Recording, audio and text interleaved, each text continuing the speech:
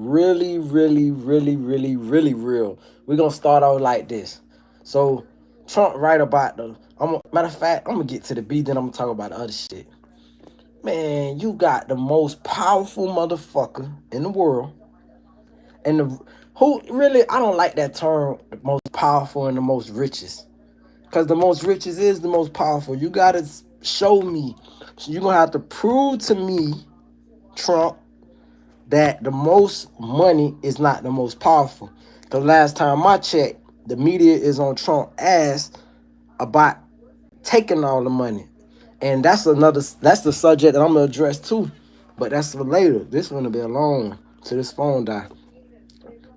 So to start, the most money in the world is the most powerful. I'm gonna wait till everybody come in to regurgitate that. But the bottom line is, fucking most money, most powerful.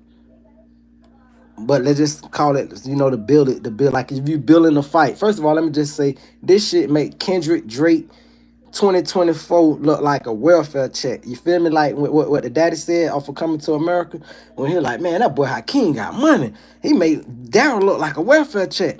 It's the same shit. Or Darnell, whatever the fuck nigga name was. It's the same shit. This shit make Drake Kent. That's two highly paid employees beefing versus two big mega uber rich bosses.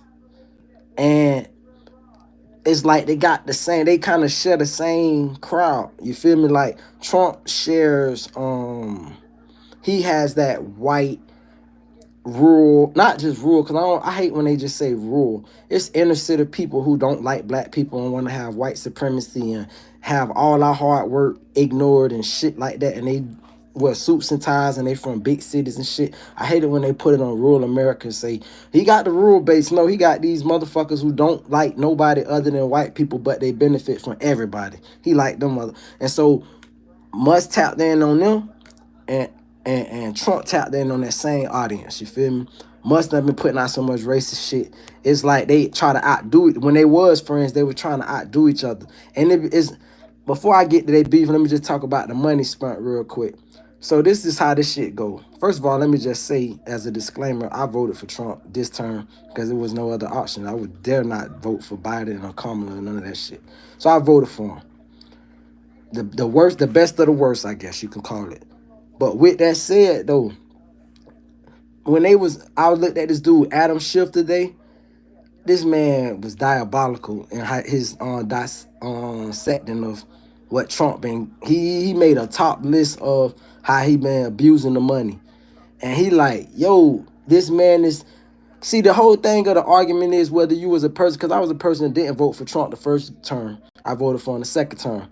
The argument was, okay, let's say we do need to save this money. I still agree on everything he's campaigned on about immigration, about saving money, about terrorists. I agree on the principle of that shit. What's up, Willie Hill? I agree on all of that. I just didn't know he was saying, let's save all this money and put it in my bank. No, motherfucker. I agree with the measurements, the cut shit, and this need to be cut, and oversight and wasteful spending. But what you didn't tell us was this shit was finna go in your fucking pocket. Now let's get back to the beef with the big dogs. So we got two big niggas, the two biggest in the world, and I'm calling them niggas, two biggest in the world, and they backdooring us. But in the midst of this shit like a raw ass movie. I seen a robbery movie where everybody kept backdooring each other. Somebody in the comments tell me what that movie was, where they robbed the truck, the armored truck. Then they was backdooring each other, killing each other off. This shit was like they were gonna backdoor the whole world, and then fucking the big boss got backdoored, and he like, what the fuck? Cause I financed you. But bro, like, bitch, I hold the ultimate, and it's funny, I hold the ultimate Trump card. I'm American. It's funny. So for those who just came in or literally came in, I started the conversation by saying the media gonna build this as the world's richest man versus the world's most powerful man. But we was always taught in America, the most powerful is the most richest. So I'm gonna need somebody to say he lost the plot. Hey, Joseph Hunter, he was straight up. Trump is a nigga, baby mama, big ass case, bro. It's just like my aunt. Hey, This the thing, and see this, and look, I like the way I'm gonna just explain what one of the viewers just said. He said Trump is a nigga, baby mama, big ass case, bro. Is just now I don't know what that part, but I'm just relay what I think he's trying to say. Trump, in essence, the reason why the hood always like the Trump, cause he moved like a shady preacher. He got all the game in the world. He gonna give you, he gonna lift your fucking spirit up on some fucking patriotic shit. You gonna, oh yeah, yeah, we need to do this shit. Yeah, man, America first. Fuck everybody. He gonna get you riled up. He know how to work a crowd. But then he leaving out with all the motherfucking cash, and all you left out with was hope. Got you niggas for one term. Now, one thing for sure, two things for certain. I was looking at, while I was thinking about doing the edit, I was looking at a Cat Williams shit. I decided not to do it. But it's a Cat Williams shit. I'm gonna make an edit of how he was making a joke about Trump, and he was saying something about he I forgot how he worded the shit, but the bottom line is he gets the money, he wins, and it's for everybody. It's like, hey, he'll tweet just enough for what? Cause I lost my point. I'm glad I can see why other folks. I lost my fucking. I got brain freeze for a minute. But the bottom line is he ultimately wins. The name of the game is he win. I think about the movie Big Daddy when the little kid was playing a game with Adam Sandler, and he was like, the name of this game is called I Win, because he kept changing the rules every time Adam Sandler was about to win. And the kid said, I told you the name of this game was I Win. I never forget that scene in all of my life. And that's because I always felt like that with being black. Every time you get the goalpost just fucking changes, you feel me? And so, funny thing is, this shit not just a black thing. I mean, it's a black thing because it's applied on black, but it's a systematic measurement. So it's approach. It's a strategic approach to where, hey, bitch, if you getting close to me or you impeding on my comfortableness of dominating, bitch, I got it. Like, right now, so much money, no matter who, ain't no fucking who gonna win, Elon or Trump. But if I was a betting man, I gotta goddamn vote with the goddamn president of POTUS, the most powerful country in the world. But I mean, but like I said, just on theory, they say the world's richest man is the most powerful. They say money is power. You feel me? Money, power, respect, key to life. Money, power, respect, keep you eating right. Money, power, respect. Money, power, respect. Money, power, respect. So it's like, if that's where everybody chases, rap entertainers, anybody that you could think of that you were idolizing right now. I just found out today, and I got a raw ass song I did. This shit so fuck dope. It is extremely dope. I wrote some bars that's just bananas, and I'm gonna when I record it, it's gonna be acapella, and I'm gonna put a visual to it, and it's just gonna be like insane. Somebody asked me about when I'm gonna drop another video, music video, and I'm gonna go ahead and drop one. But this shit gonna be carefully crafted. The bars are already done. I just gotta put the production, which is gonna take a little minute. But apart from that, though, it was inspired from me learning that Katy Perry. So I was looking at what made me even fall in. I'm gonna get back to the Trump shit, but what made me get to that part was Mims, from who made the song "This Is Wrong Hot." He said he got 30,000 off that song, 30K. And anybody who was alive during that time frame and in the clubs and all that shit, remember, whether you liked it or not, that was one of them songs you couldn't duck. I don't care, you wouldn't what genre of music you like, where you were from, that shit you heard play. And so to get 30K from the shit and they made 18 million, got me to think about how these artists and these songs be popping their shit, or trying to make 9 to 5 laborers feel awful about their life. Like, oh, bitch, I live this glamorous life. Now, don't get it twisted. You got to ask an adult person, hey, if I could take you off your job and send you around the country and you could get all the free, you know what, from women, well, whatever you can grasp from the fans, you're going to have at least 2 or 3 each night that's willing. So, with that said, I could give you this, like, pay for your hotels and all that, but you're not getting no money for this shit. You're just having a good time and going on stage and performing and making me my money. It's like almost like some pimping type shit. It's like I ain't gonna get the intricacies of anything, but I'm just say I would assume that a pimp would accommodate to make a person's life very nice. so they can have shit. But at the end, motherfucker, I need the fucking cash.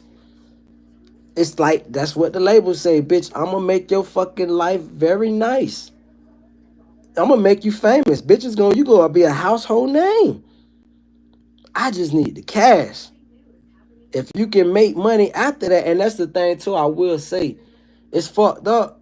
But I would say if the artists had knew what the younger artists know now, because we with all these entrepreneurs like Bandman, Kevo, who ain't wasn't musical people who made their money elsewhere, and now we know it's cool to be smart and know how to get money and save money and be financially literate. But now that niggas know what they know now, I would have said the fame deal would have been good enough because you got a fucking name. Your name is worth money.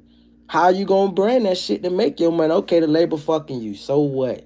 You were fucking famous and you're on the radio everywhere. You can't go do no goddamn side shows. They say Biggie was goddamn Puffy was mad at Big because Biggie was fucking in everybody's studio. Nigga, what's up? You got some money? Give me 500. I drop a verse.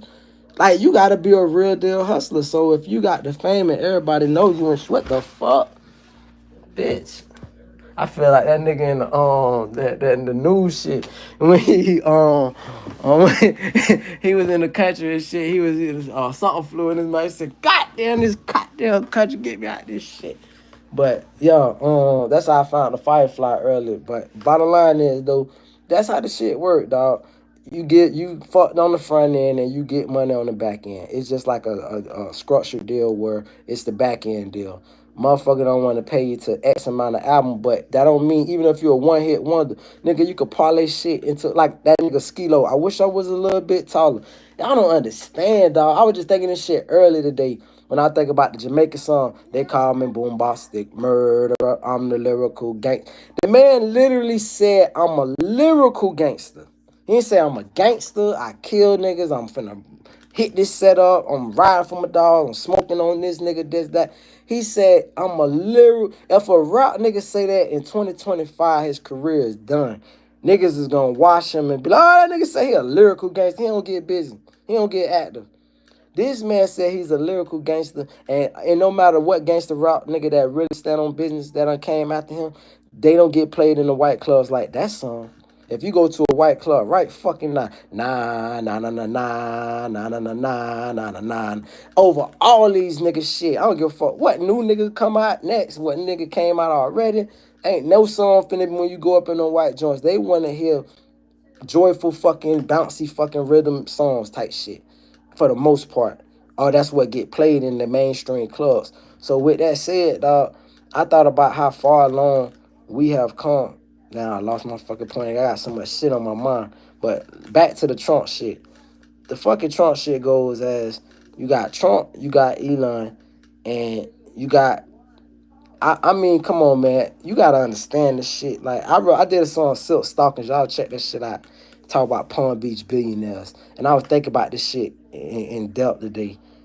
In reality, what make life so cool when you just look at it subjectively, and I'm just looking at like how people follow celebrities. I follow rich motherfuckers and like what they. I don't follow their intricate parts of their lives, but I like to get like a grasp of how their life is and shit. So with that said, if you ever been to Palm Beach, you done met so many fucking millionaires, it's not even funny. Not only you met so many millionaires, it's so many fucking, when I say, I ain't talking about like no $2, $3, $4, $5 million. I'm talking about it's niggas with more, when I say niggas, just for the sake of this conversation, I'm not saying crackers. I'm saying it fully then, so you know I ain't gonna never shy away from that word. But I'm saying niggas because everybody's a nigga tonight.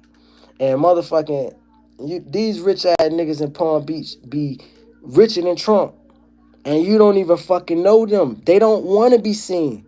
Like, it's two ways motherfuckers make money. Motherfuckers make money in the private sector, and they don't want to be seen. And it's motherfuckers who make money in the public eye, because that's how they make their money, through their branding of themselves. So we got a person, you know what I'm saying, who branded himself. To me, Trump is the white baby. I can't think of a better comparison to a black person than Brian Williams. It's a nigga who fabricated himself to the top. This nigga was like, they have old throwback interviews when nigga would talk about, he was telling niggas he was 24 when he was 30. in an interview, a throwback interview, because he knew that the rap game was ran or perceived to be ran by young men in the young men's game. And then he told Juvenile to lie about his. Said everybody in Cash Money at some point, them niggas will tell you, had to lie about their age and say they was younger than what they were. I think when Wayne was 17, he said, say you 15, because it just was an appeal. That's he know what the white people want to see. Young destruction. Bitch, we want the right now they need fifth graders. A fifth grader gonna be the new shit. It ain't gonna be, oh, you niggas is too old at 20. We need a nigga that's 11. That's how the game go. We need these niggas at the crib. So bottom line is, the way Baby branded himself with always talking about money. All he did was talk like big timers made you like you would think that you would get tired of the shit. And the nigga says stunt till I throw up. Like I'm just gonna stunt. The nigga even said in the song, like my favorite Cash Money song is since I live in these motherfucking projects, police don't want to see us up in Cadillacs. I bought a Lexus on Chrome to match my goals, and I don't on my old hoes. I got a Lexus and a Benz, an Expedition on Chrome partner with 20-inch rims. This nigga, all this nigga did was like, this nigga was talking about Yokohamas. I'm fucking 12 years old. I don't know about no Yokohamas and shit. So I say that to say he built a brand off of money until he got it. It's the real definition of fake it till you make it. So fucking Trump was like, man, I got more money than all these niggas. When in reality, the billionaires know what money he had. It's for you peasant, low-key millionaires and anything under a million to not know. But it ain't for the billionaires knew what it was. But mind you, they behind the scenes. I ain't trying to out the way, bitch. I don't need you. How many of you niggas right now, if I said the Waltons, Sam Walton, who started Walmart, because the Walmart company is split up from three siblings, two brothers and a sister. So with that said, the sister has over 100 billion fucking dollars. This lady made Oprah look like a welfare fucking case. Got 50 times more money than Oprah. How many of you know what she looked like? Since y'all in y'all fuck feelings, you idiots. Yeah. Cause bitch like, oh, he said a white lady. Look. Fuck ass, stupid ass nigga, you missed the point. The point is, you know what Oprah look like, cause that's how she make her money off her fucking brand. A motherfucker who's already in an established position, and all they gotta do now is just build this shit. It's out the fucking way. Making all the cash, rich as fuck, can pass you in public. Have not, and when I say you, I'm talking about myself too. Most motherfucking people are so caught up in the tabloid as a billionaire walk right fucking past you, you won't even know who the fuck he is. You only know the niggas who publicly, LeBron just became a billionaire because he's a public figure.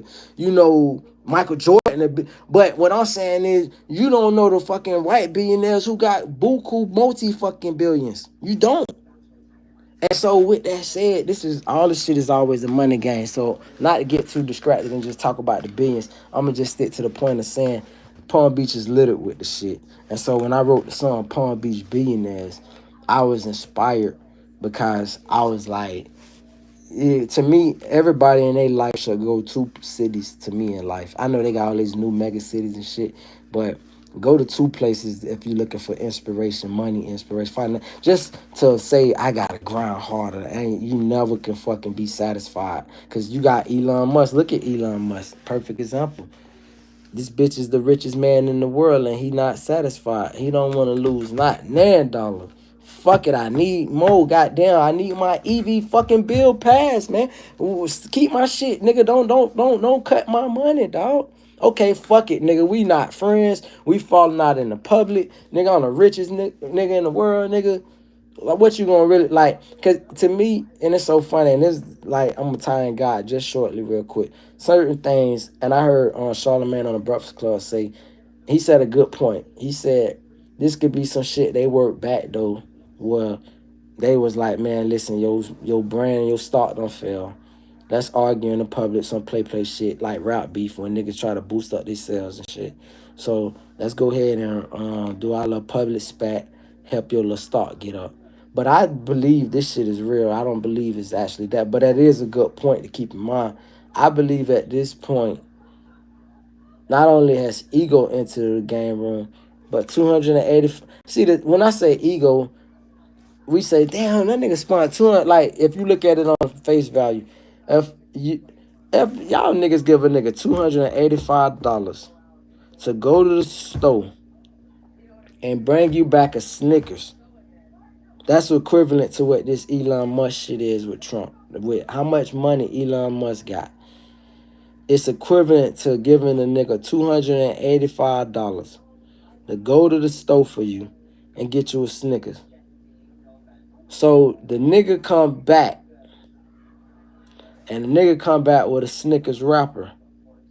And you say, God damn, bro, fam, I gave you $285.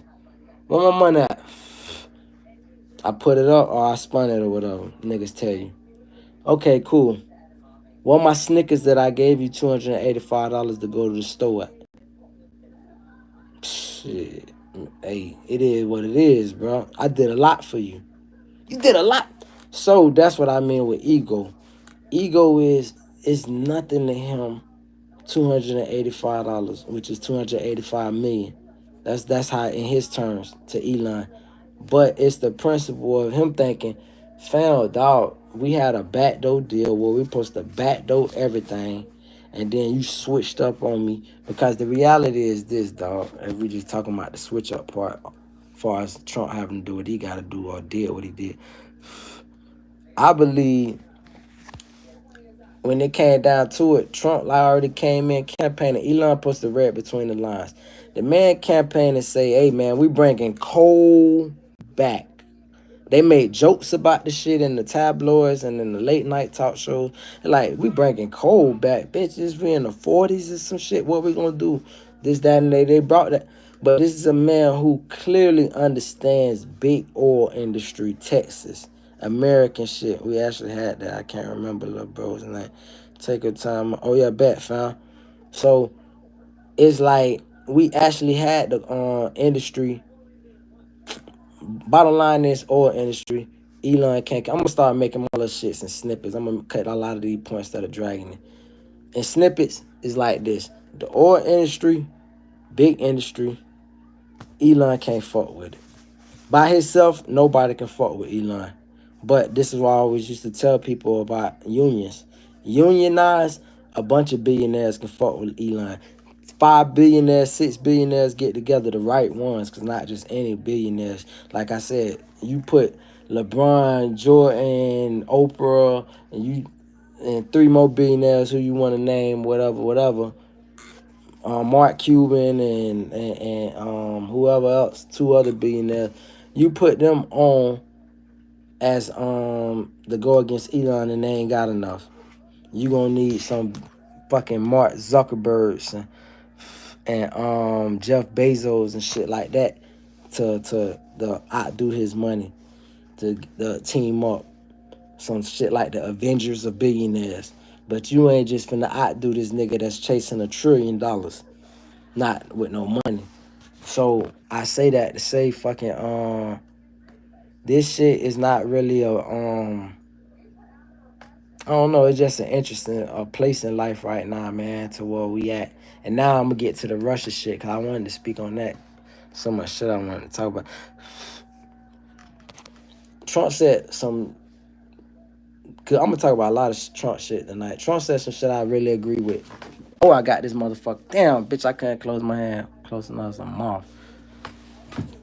Trump said some shit I agree with, which is with the Russia shit. Now, I like how the media held them accountable too. The media say, man, you said you were going to end this war first day, nigga. You was talking big shit, but mind you, this salesman's pitch. I mean, this shit, first day when I getting that Trump.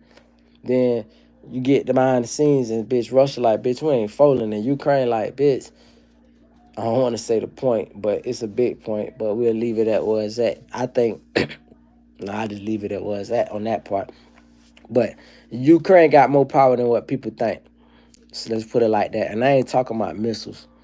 I'm going to talk about an ethnicity within the country.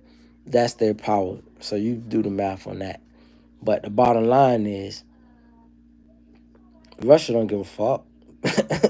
Shit, Russia want their original fucking land back. They want the USSR. Nigga. Or like Marlon Wayne said on Don't Be a Menace While Drinking Juice in the Hood. USSSR. And that wasn't Marlon Wayans, that was on the other little community. I can't think of her name. But bottom line is, Trump say, man, sometimes motherfuckers just gotta fight. You just gotta let a bitch fight. And this is what I mean. That's what bruh said earlier when he like Trump remind him of his uncle. This is what an uncle would say. An uncle would say, man, get the fuck out the niggas' way. And this shit led, and I knew this was gonna segue me to a story of when the police let these two neighborhoods fight where I'm from. The police let them niggas wear they ass out. I'm talking about they was deep. The police was deep as fuck. Stood by their cars and watched these niggas fight till they couldn't fight no fucking more. Niggas was getting slammed. Niggas was getting knocked out. It was the year 2003. I'll never forget it. We talking 22 years ago. And niggas was on the sideline. If you wasn't from them, I was so thankful not to be from both of them hoods. I'm from the city, but and rep Parkway, but bitch, I wasn't. It was in the two neighborhoods that were fighting. So boom, niggas. This is the crazy part. Certain maybe two niggas got knocked out. Then maybe two or three niggas got stomped out or either dropped. So 5 niggas is technically disabled from really just moving around because they done got their ass whooped on both sides. The niggas that can't move around, the police moved in because and then they motherfucking picked these niggas up, put these niggas in cuffs, took these niggas off. And I'll never forget seeing that shit. Cause I ain't never seen an approach like that where they said we not finna join in and stop these niggas from fighting. Let these niggas tie each other out and then they gonna be too tired to fight us or battle or wrestle with us. And then we gonna fucking arrest these niggas. The ones that lose. And the ones that win, let them niggas go home. And so this is that approach I believe Trump taking with Ukraine and Russia. He's saying, I've came to Ukraine. Well, this is the crazy part. I ain't gonna even stunt. This shit is like a video game. Niggas gonna make, like, if I had the resources, cause I got a hell of a thought process of how I put shit together. I got so much thoughts on my mind. My mind's so populated right now. I wanted to talk about an element what they need to add to EA Sports on their game real quick. I'm gonna get off subject. What they need to add on Madden is like when you drafting players on Madden, you need to be like it would be so dope if that it's gonna take a lot of memory from the game. I don't know how they would formulate it, but or maybe have like a special edition Madden come out where it's less memory dedicated to a certain part of the game and where they could put more megabytes at a certain part, because I would like them to add on Madden these little increments where when you instead of scouting a player, you can look up their top 5 plays of the year that they have made, and then you gotta basically just process of elimination. Say, okay, well, I like the plays he made. So if I'm looking at 5 receivers, it'll be allotted to where they can't look up 10 different players, 5 different things, because that's 50 different variations you're gonna have to make. But if you did something where they can look up a maximum of 5 people per position when they scouting and look up their top 5 plays of the year instead of see like they scout and combine report, that should be dope as fuck. And so now then I lost my other point I was gonna make about so with the Russia and Ukraine, let them fight it out. What's up, boo? I'm coming. Okay, come on, come up. I want you. I love you, daddy, baby. Where's my phone? It's charging. You want to go grab it? Go grab it. It's right over there, boo. Babe, you see it clearly over there, mama. And so, this shit is... Yes, babe. No, it's late right now. And about bedtime. You ain't finna be peeing in your bed. So we can forget about that. And you just had something 15 minutes ago, so I don't know how that works. But, So you can take that, go get back in the bed, right? Thank you. And so, you said what, boo? I'm gonna come in 10 minutes, okay? I'll finish up my video. All right, back. All right, boo. So, man, the way this shit work. Oh yeah. So the Russia and Ukraine shit. Ultimately, like I said, man, I know Ukraine got to be feeling some kind of way.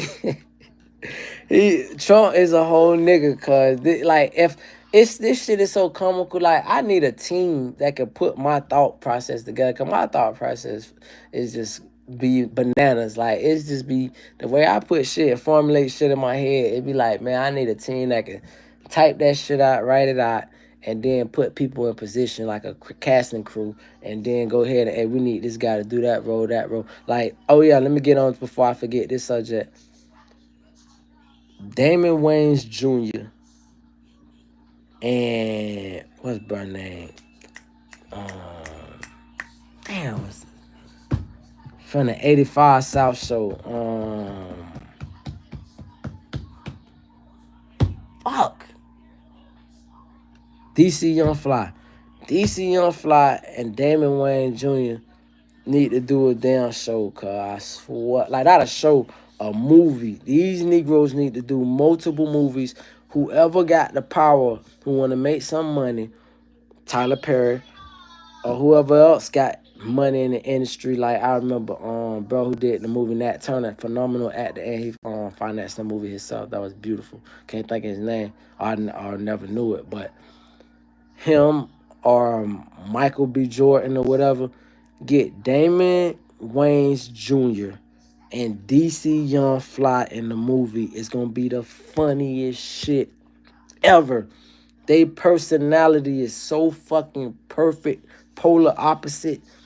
It's like Damon Wayne Jr. is the perfect setup, man. Like to me, they the 2025, 2026 Marlon and Sean Waynes, because Damon Wayans Jr. is Sean Wayans Jr. Like it's like Damon Wayans Jr. had a baby for his brother. You feel me? Like that nigga blessed his nutsack, prayed over this nigga nuts, and that nigga went and had a baby, and then it came out looking just like his brother. I know he was beefing with his baby mom. That nigga couldn't have like Sean couldn't have liked the Damon Wayans baby mom. Is the person look like him, personality, the full that he's to me, and this the cool part about it. He plays Sean role better than Sean Wayne's, meaning that Sean was more of the casual brother, laid back, chill, pretty boy. Marlon like supposed to be, not grimy, but like ghetto, ratchet, you know what I'm saying? Outgoing, outlandish. That's DC Young Fly. But to the top 10th power. And with everything I just said about Sean, that's his nephew, Damon Wayans Jr. to the 10th power. He's actually docile like that. Like it's so funny because he talked like his dad when his dad do that. I don't know. Honey, you know what I'm saying? Cause I make jokes about how my little brother be doing that shit. One of my little brothers, but that Poindexter persona he put on in front of the camera, I think it could be highlighted through a personality like DC Young Fly. They complement each other. It's like he'll be the one, and then he'll be like, man, what? Like I could see them because the shit that always works is cop movies and shit. And I know Damon Wayne Jr. did a cop movie. I seen it. I seen him on the cover of some shit, and if I seen it, it was forgettable. But this one would be unforgettable because this shit would be on some fucking bad boys type shit. Like real deal, no disrespect to what they was able to do. But I believe it would be that funny. You know what I'm saying? So, or if they wanted to do the bad boys, I think that'd be a bad idea. I always gotta have Will and Martin. I was gonna say if they wanted to add on to that and just start a franchise with them boys or a spinoff. But that would be dope. So, like I said, I wish I had people to put this shit all together for me, because when I think about how the Elon shit, I mean, what Trump did with Ukraine president, I said, dog, this man, real deal. And oh, that's what the Cat Williams joke was about. I thought about earlier that I couldn't think of. He was saying Trump is a bully. and I was gonna do a collage showing all him like bullying motherfuckers. Like I remember one time, I don't I don't know if it was Netanyahu he did it to or somebody, and if it was Netanyahu, that was super cool. But Trump walked in the room with other dignitaries and shit, and then somebody was like kind of in his way, and he like pushed him, like he shoved him, like bitch get out my way, like he didn't do it rough, but he did it to well you knew oh shit what the fuck. He walks in the. It's like he knows something niggas don't know. It's, it's hey, he exudes confidence. Oh, matter of fact, it like Trump really. Man, I'm gonna tell some joke too. Cause I just thought about a funny joke to tell. But before I do, I just want to say Trump exudes confidence. The man walks in the room ready to shove a bitch, ready to frown his nose at a bitch, ready to stun on a bitch, ready to dismiss a bitch. Like I can imagine.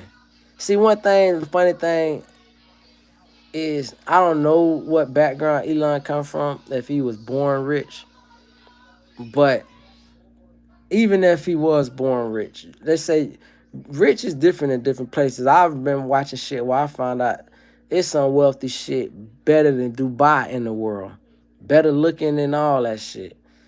And so it's just money all around the world. We just stuck up on our American dreams and shit. But with that said, it's big, nice shit all over.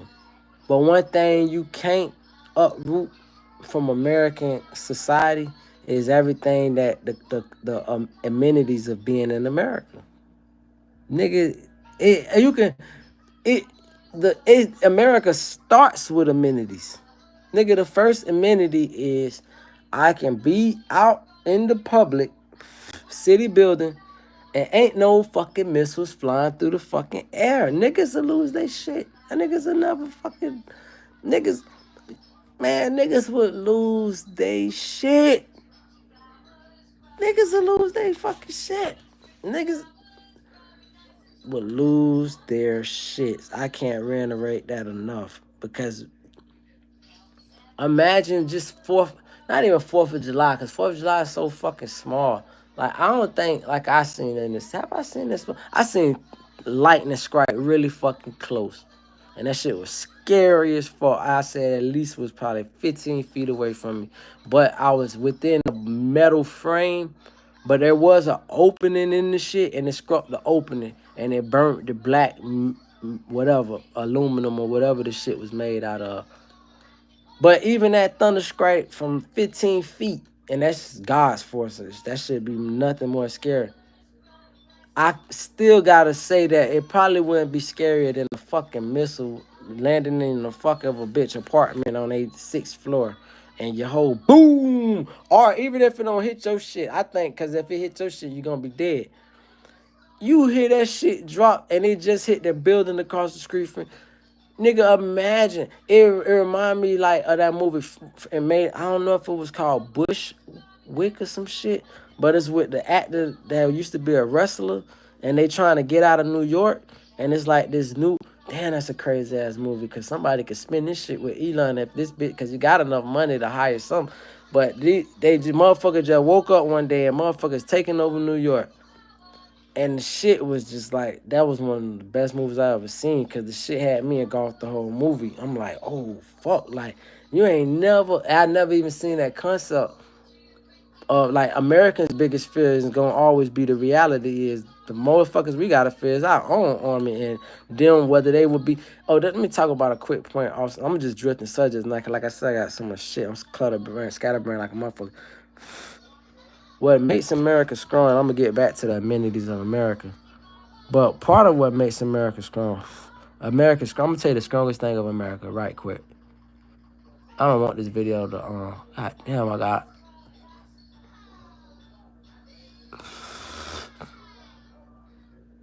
a wood chip or something in my eye. But anyway, I'm going to tell you America's strongest shit. America's strongest asset is its military loyalty. Now, we are industrial militarized country like a motherfucker, overspending all our money on the shit. instead of trying to make it be more efficient. Like, you want to talk about wasteful spending. Bless the truth, bless everybody, put their life on the line. But how many motherfuckers never went to war? A lot. They got to stay on base and just make easy to fuck money. It's everything on base is money, from businesses on that shit to trillions and trillions. It's like one player on your team budget of in the NFL is 54 players on the roster. Let's just say your budget is $200 million. One player for each year, right? So just because a player got $100 million contract don't mean he taking $100 million per year. It might be the course of a time frame. But let's just say per year this nigga shit is 100. So that's 100 million. Now you gotta bust this 100 million down between 53 other niggas. That's what the defense is ridiculous. Like, you don't have to do that. It ain't even defense spending. At some point it's offense spending, bitch, because we always on the offensive. We ain't defending ourselves for shit. Bitch, know better than that. Who the motherfuckers come to the negotiating table because America could put a tariff, because America got the power. A tariff only work if a fucking country respect your ass, meaning that they can't stop it. Perfect example. Cuba can't put no motherfucking tariff on America, bitch. What the fuck they gonna do to America, bitch? Haiti can't put no tariff on America. Little fucking countries can't put no fucking...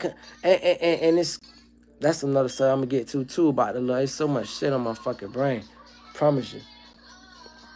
But with the damn tariff part, though, it's like... I mean, I was talking about our spending.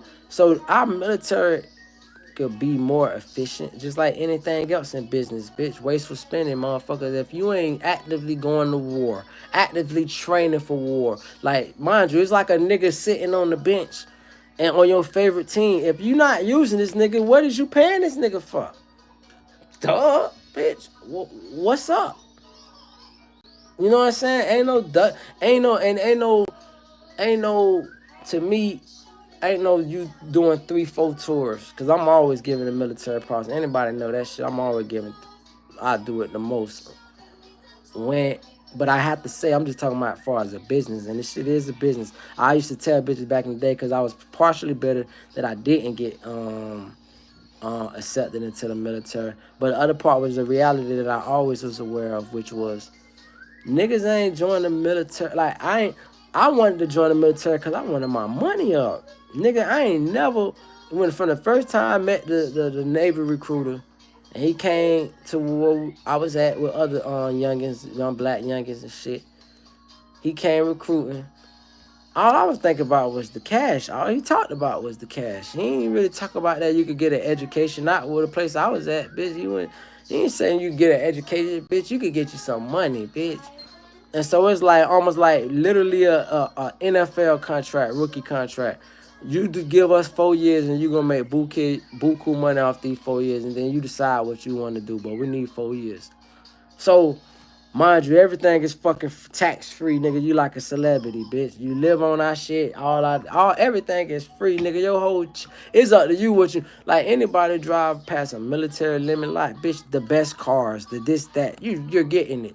So don't tell me you're fighting for your country. Just like a police can't tell me you do it because you just want to be a civil servant. Civil servant is a volunteer that's unpaid. Red Cross workers are civil servants. That's what the fuck that's what a civil servant do. They do the work of the people. They ain't saying I need money for the shit in exchange. When you do something to get money in exchange, it's a job. So I say that to say all this fucking money, our military gives us a comfort, not just through the money, but through the loyalty. Because a country is unstable if the military unstable. And when I say the military unstable, a country is unstable, that I ain't talking about they got a weak military. I'm saying if their military could be conveyed by another man that's not their leader or active leader, that's a threat. That's a national threat. Like if a motherfucker literally, the whole military say, man, we finna back this motherfucker. That's the person can almost start a coup. So, with that said, I think America's biggest asset is the military's loyalty. But at the same time, see, I did that. I had to throw out my shit out there, my critiques. But then the ultimate tell you, if we had a military, we didn't. But this the other part because I ain't finished though. Our military loyalty to the country is what gives us our confidence. But our military loyalty is what scares us.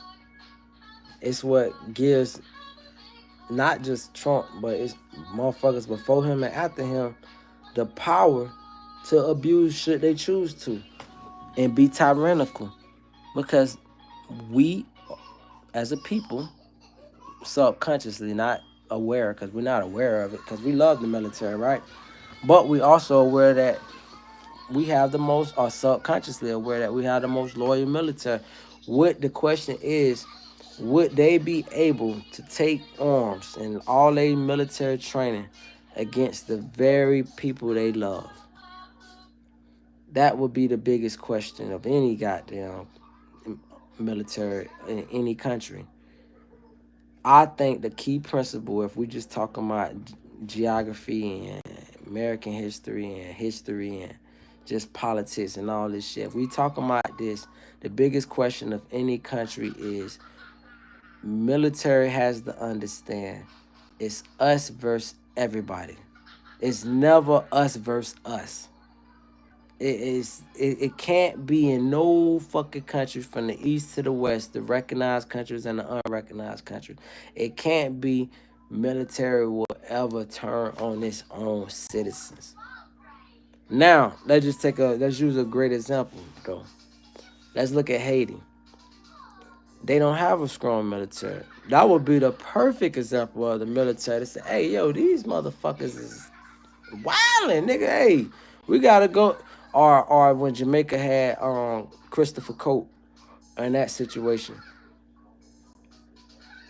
it would be these the situations where you say, okay, the military not coming for the city, but I doubt the military would have people's backing and grace if they were coming for everybody, or even just when I say everybody, just a general American citizen. So you gotta, so it's like it's a fine measurement to that. It's like our comfortableness is bounded and tied into us knowing that our military is loyal and they ain't switching up on our president no matter who the president. But it almost made them seem robotic and emotionless and thoughtless. And and it's so funny because I guess I said I heard an old military person years ago say that's how they want them. I don't want you thinking. Why you think we get them when they're 18, bitch? I don't need you overthinking. I need you to squeeze, bitch. So I was watching this shit in my shorts last night with the Army, whatever, drill instructor, or Navy SEAL drill instructor. The man said they be drowning and shit when they be practicing under the water and shit.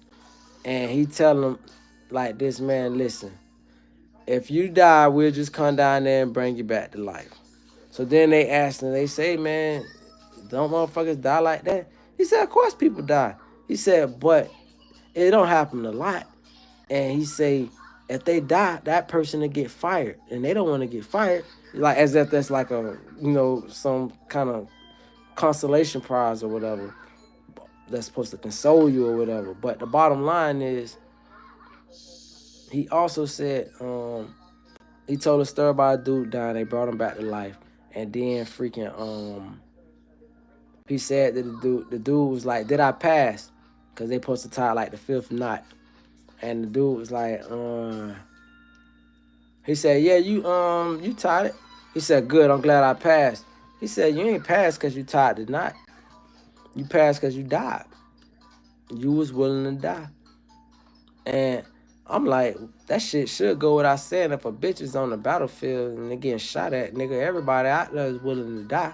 Nigga, bitch, it ain't never been a fucking war where a nigga on the battlefield and then you gotta still decide whether he's willing to die. This nigga is on the battlefield. He's willing to die. Now, how he respond might be different. Maybe he get hit in the head plate and he get grazed and he loses his whole shit and he can't think. Or he watch a bitch get their brains blew out in front of him. Now he traumatized and he's stuck there with his fucking MC and he's looking lost. Maybe he's not ready for that aspect, but that don't mean he ain't willing to fucking die. He's out there. So it's levels to the shit, but I'm only saying that to say fucking it's like you just I don't know, man. This shit is funny, man. It's so much shit going on in the world, bro. And it's like, oh, let me. That's the other part I'm gonna address about the money making some back. I'm gonna bring Adam Schiff back into the equation. So Adam Schiff was just doing this phenomenal breakdown dissertation, you can call it. And he was on the flow just like, yo, this is how the money is been. To me, he worded it so right. He wrote the shit so proper because I came in the shit open-minded, free-minded. And like I said, I know the reasons why I voted for Trump. However, the way this man basically made me feel so bamboozled watching him break down how the money done went into his personal fucking accounts and shit. I was like, I didn't know how to feel about it because I remember saying, like, I know it. One thing about it, I believe Trump has heard, just like most people like him, and I have a similar personality, but different. But I can relate to the fact that people who be feeling themselves, any good comment that make it or was said about them, you best believe they heard it. They heard it. Somebody told them they heard it. And so he done heard niggas saying, I myself included, not me particularly, but niggas was like, yeah, man, I got rich on Trump, bitch. I made money, man, I'm vote for him. So he was feeling like, yeah, people got made money, but niggas didn't get rich. Niggas contacts of rich be about 5 bands or some shit and be like, man, I'm rich, bitch. So it's, you know what I'm saying, at the end of the damn day, and even if niggas made big figures to them niggas ain't the little figures to these guys.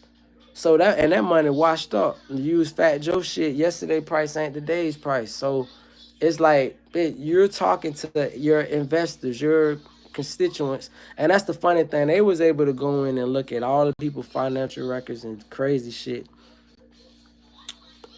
If they was able to do all this shit, then why the fuck they couldn't go look in and see who voted for them? But I'm finna look out for all these motherfuckers voted for me because you can't tell me, like, we so stupid as Americans. We be thinking like our vote is hitting and shit. And they tell you on a little thing, it say it only tells you, we only keep information whether you participated. Kiss my nigga ass. I got an oceanfront property I could sell you in Arkansas. Bitch, no, no, no, nigga. So, bottom line is, go in, look for your constituents who voted for you. Man, I'm finna bless these bitches, bitch. Drop that money off. I ain't seen no stimulus hit yet. The whole point of me voting for you was because I thought all this money you was talking about saving was you gonna put back directly in our pockets. I was like, go get it. Nigga, everybody was like, go get it. Go get it. Trump, go get the money. Go deport that go get the money.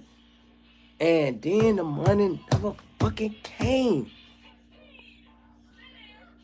And then it's like, this the funny part though. This the part that I just was kind of like just over the whole mess of following all this shit. Cause I still voted for him at the end of the fucking day. But it's just I was over all of this shit. Once I seen yesterday or the other day, he trying to script the Medgar Evans name off the ship, Thurgood Marshall name off the ship, Harriet Tubman name off the ship. And I was like, dog, this shit is lame, bro. Like part of the other reason I voted for him was swag. Like, swag is swag, dog. That shit is universal. It translate. And I'm like, man, that's something that you cannot buy, as Elon Musk approved, zero swag. You can't buy it. He did a song with T-Pain and probably revived T-Pain bank account. And now he was off then thinking that T-Pain was the nigga to do a song with to get him high. He should have went to NBA Youngboy.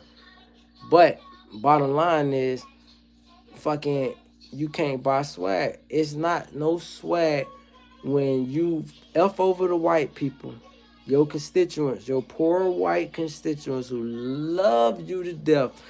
I like to think that the poorer a white person is, the more they love Trump. It's like if you put $100, I'm talking about not a white person because every white person didn't vote for Trump. I'm talking about the Trump people that did vote for Trump. You could tell their wealth by how much they love him. If you meet a person, you say, "Hey, a white guy," he said, "You voted for Trump." If he didn't say hell no, that means he voted for Trump. He just probably not happy with the way shit going, like a lot of them not. But at the end of the day, eh, that's a white guy with money. That's a white guy with money. I'm gonna say it again. If you ask a white guy, you say you voted for Trump, he say, give that. He's still holding on to the key principle that white people do, which is, I don't know shit. That's something black people gotta master. I definitely myself first in line gotta master. Playing stupid. I don't know what the fuck. I don't know what they. Oh, they the fucking. Well, some white person in looking at this shit who ain't went in, so I can't see in the view count. Will you please write a book? Like, and if they do got a book with somebody come in these comments and suggest, like, I need a white person to give up white people secrets, sort of like a tell-all book. And I don't need everything told. I just need to know the art of playing like you don't know what the fuck going on when you know everything what the fuck going on. Niggas need to do that. We are fucking once we know we just gonna eventually tell it. We're gonna be like you be like, man, what's going on? Who be they be biting down and shit. Like, man, it be eating us up. Oh God, it be eating us up. Like, we get messy with the shit. We gotta talk about the shit. Versus a cracker bitch fucking the fucking media is 2 hours away. Cracker like, hey, buddy. He's worried like a motherfucker. He's going home to pray, this, and that. Bitch, your ass won't know shit. Versus a nigga running friends to the street. Goddamn, bitch, I got you. The bitch, I got a media coming trying to tell everybody and shit. So it's the same concept, and it's like, you know, you could tell and gauge who voted for Trump because now when you ask a white guy, say, hey, you voted for Trump? Yeah, I voted for Trump. This is a person who is in the midst, they're in the mid stages. They like 113 days in. Like how I try to put myself in. I try to play confused a little bit. Like I don't see all this shit that's going on. That I'm like, yo, cuz. Like, I'll admit I got some personal shit that I'm trying to finish up so I can see what else is headed in life because my back be whipping my fucking ass back in my neck. But I would like to get in some kind of form of sector.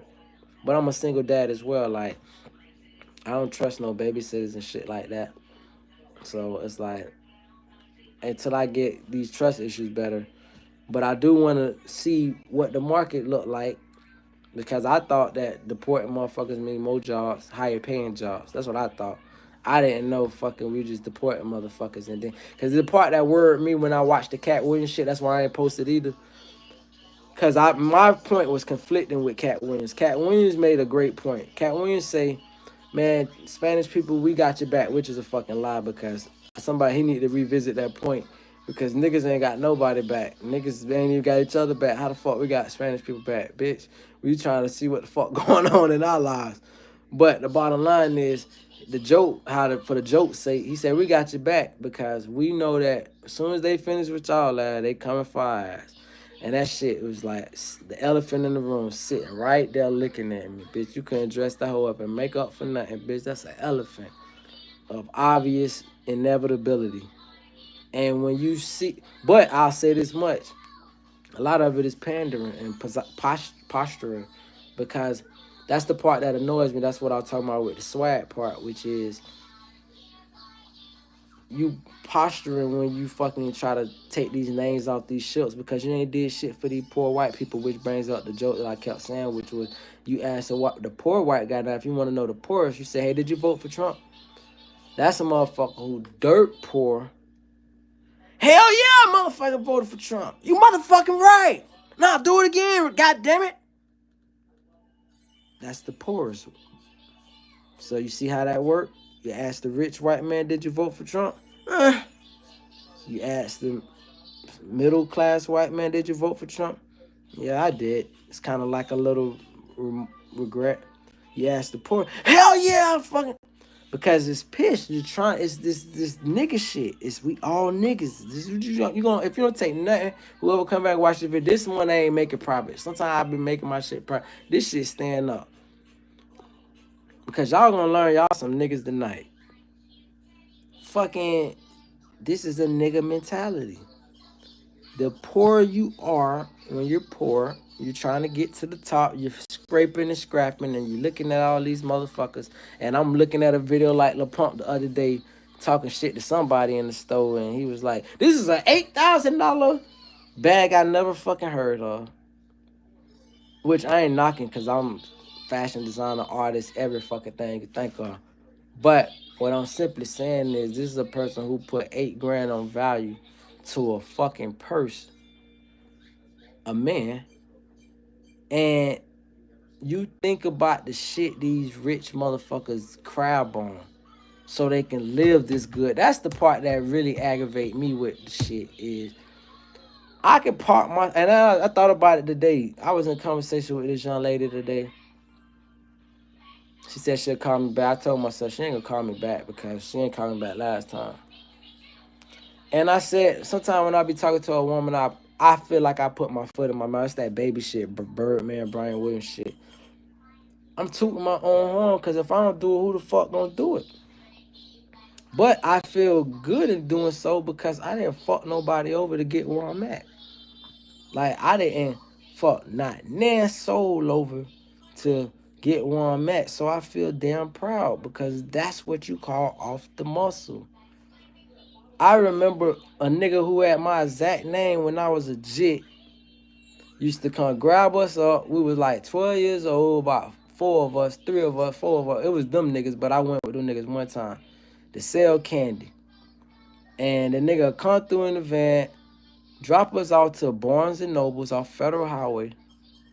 And I done told this story before, but drop us out to Barnes and Nobles, Federal Highway. To sell candy. And our shit used to be FBLA, Future Business Leaders of America. I didn't remember my speech. And white people be getting us money. We selling the candy and shit, saying we future business. Really, we just making some snack money for us. And this nigga a whole lot of money. Mind you, all he do, this nigga, he was like the male pimp when you think about the shit in hindsight. The nigga probably had 50 jits to work about 13 locations. And his only job was to drop a bunch of jits off 4-5 deep. He don't want too much of y'all to scare the white people. And he wants you to ask for fucking money and have your candy. And all he doing is picking like shifts. Okay, you be out here for 2 hours. Y'all come, I'm gonna come check with y'all niggas in 2 hours. And I'm gonna take y'all home at this. And he got his schedule where he's taking different. So he's probably, I don't know how much, man, I ain't in the nigga pockets from back then, but I would assume he probably made a straight up $300 a day off of jits. And we left individually. If you made the nigga, if you made him like $100, you got to keep 20, something like that. But you had to make, and you know how hard it is to sell $100 in candy. You could forget about it. So if you just sold $20 worth of candy, nigga, you lucky you get $3, nigga. So or $2 type shit. So bottom line is, I end up I went out with them boys one time, and I went and made $20. So that's when they first came out with the hot and readies. Way down, the hot and readies was out a long time ago. So they came out with the hot and readies. I'm like 15 with a about 14, 15. So fucking came out with the hot and readies. I done spent $5 on the hot and ready. I spent probably altogether $8 out of the 20. So when the nigga came, the nigga was like, "Hey man, what the rest of the money?" He said, "Well, what all the candy?" I'm like, "That's all the candy, fam. I ain't got nothing in my pocket, and that's all the money." This shit almost was like the big boy scene with ATL. That's who this nigga like character was in real life. And so, but one thing about it, my guys was stand up guys. So, bitch, we would have jumped a grown ass man, nigga. Like, nigga, hey, nigga, you gonna get it by me, fam. So, but bro was like, blowing up. Like I'm like, bro, I bought a piece of it, man. I split that, and that's another thing. It's going back to the trunk. I'm gonna make this shit just, but this shit is about leadership. Leadership is the right way to do it. I, with my money, took a sacrifice and said, you know what? I'm legit. Let me buy my fellow jits. And at the time, I had to be 13. I couldn't have been 15 because my dog was 12 at the time. And I'm only like a couple months older than that nigga. So I split my pizza down with the fellas. So, of course, the other ones kind of laughing like, man, shit, nigga, just because you splitting the pizza now with that nigga get on your ass. But the main nigga, which was they, and I missed them niggas, God bless the dead, my niggas. But the main nigga, that's all I needed to ride with me, which was my dog, which was they cousin. So fucking I knew if he ride, they gonna ride, so them niggas fall in. And so when it came that nigga born up, he understood what the situation was. He tightened up and he was like, all right, fuck it. Don't bring this nigga back no more. I'm thinking, nigga, you'll never see me again. You ain't gonna hustle me. But that's a lesson I learned. That's legit. 13, cuz. And we getting motherfuckers now, you know, that's the same, it's the same game. You tell us, hey man, hey, we missing this money, man. I need y'all niggas. You using niggas to get shit. And then you say, fuck that, nigga. I'm cutting. It is what it is. Type shit. That shit it's now, like I said, I'm not crying for no Elon Musk. I don't give a fuck that he fucked over Elon Musk. I'm actually waiting for him to deport Elon Musk. I was gonna say this shit can be godly in a way because this is divine intervention because Elon Musk was doing so much sucker shit. Like I said, you just did a song with T-Pain. Now months later, you fucking putting all these Nazi shits. Not I don't care about. I have no problem with Nazis. Let me correct myself on that. I have zero problem with Nazis. You putting out all this anti-black shit because not people like to act like Nazis hate niggas. No, Nazis didn't give a fuck about niggas by defect because default niggas were on their radar. So we made the hate Nazis for what? Psh, hate the motherfuckers that hate us, not the Nazis. They hated another kind of people. So the most powerful in the world kind of people. So fucking with that said, but that's what I like about the Trump part. That's why I say I'm in limbo with all this shit because I respect how he said he stepped back from the equation and was like, man, y'all go ahead and thug it out, man. I ain't got nothing to do with that shit. Fuck it. I tried. We can't afford to go to war because war costs money. I'm already telling the people I'm going to cut money while I'm pocketing the money. Last thing I need to do is fucking spend money that I'm pocketing on a fucking war to help your ass. But the part what tripped me out, what I'm wondering is, what does that mean about the $500 million fucking deal for the special piece of earth shit? Do that mean, hey man, you signed the deal, nigga, you could better stand on that shit or we gonna bone your ass next? Or does it mean like, hey man, that deal is void, null and void. Y'all thug it out, best man win, bitch. Pick up the pieces later. So that's interesting to see where that shit goes. Cause if not, that's a strong arm of $500 million. And this is why Obama gotta sit back. This probably why Malia say when she make her movies, she not gonna use the last name Obama. She like, Daddy, what was your nuts? And Daddy, like, one thing about it, I'm gonna say this too. I gotta get off subject real quick, talk about this Obama shit. Obama dog, cuz, bro, my brother. One thing about Obama, the only thing Obama guilty of is soaking up his own ego, clout. Obama got to think he really was fucking Martin Luther King. Got like he didn't talk. He always had his way of talking, prestige, and I know he probably studied a little bit of King. But once black people started rocking on Obama shirts on Martin Luther King Day and Black History Month, no shit was as prominent as Martin Luther King, and way more prominent than Malcolm X. It was like this nigga was second in line. It's like when you go into the Social Security office, you see a president and a vice president picture. It's like when you went into black places, you seen Dr. King and you seen Obama shit side by side. But the reality of it is that nigga life wasn't on the line. Nigga got the Secret Service. Martin Luther King had the Secret Service. Then who knows what the fuck black people would be or wouldn't be still. But and he would what we do know is he probably be alive. So this nigga wasn't his shit wasn't in no risk like a per se Martin Luther King was. So it was no reason for him not to go hard in the paint. And I think about the Cat Williams joke of Obama did 8 different things in 8 years, and Trump did 100 things in a day. He like the motherfucker just signed the bills. Like, bitch, what's next? What's next? What's next? And it's to me, that's what I mean. Like, like we ain't got no fucking leaders. We got And let me tell you this, dog. One thing I've come to the hard lesson of learning. All that depending on celebrities and black celebrities, like Buddy just did that emotional plea. The guy who escaped from jail and he asked for Lil Wayne to help him. And these niggas ain't gonna help you, bro. Even if them niggas talk to you behind the scenes or so, they're not gonna help you. If they ain't got nothing to gain from the shit, let's say right now, and I'll definitely let me knock on wood. I'm not, but let's just say he was to get caught. If he blew up, right, and became, and that's not possible because the other buddy had the temporary fame who killed the United Healthcare worker. He was the Giovanni.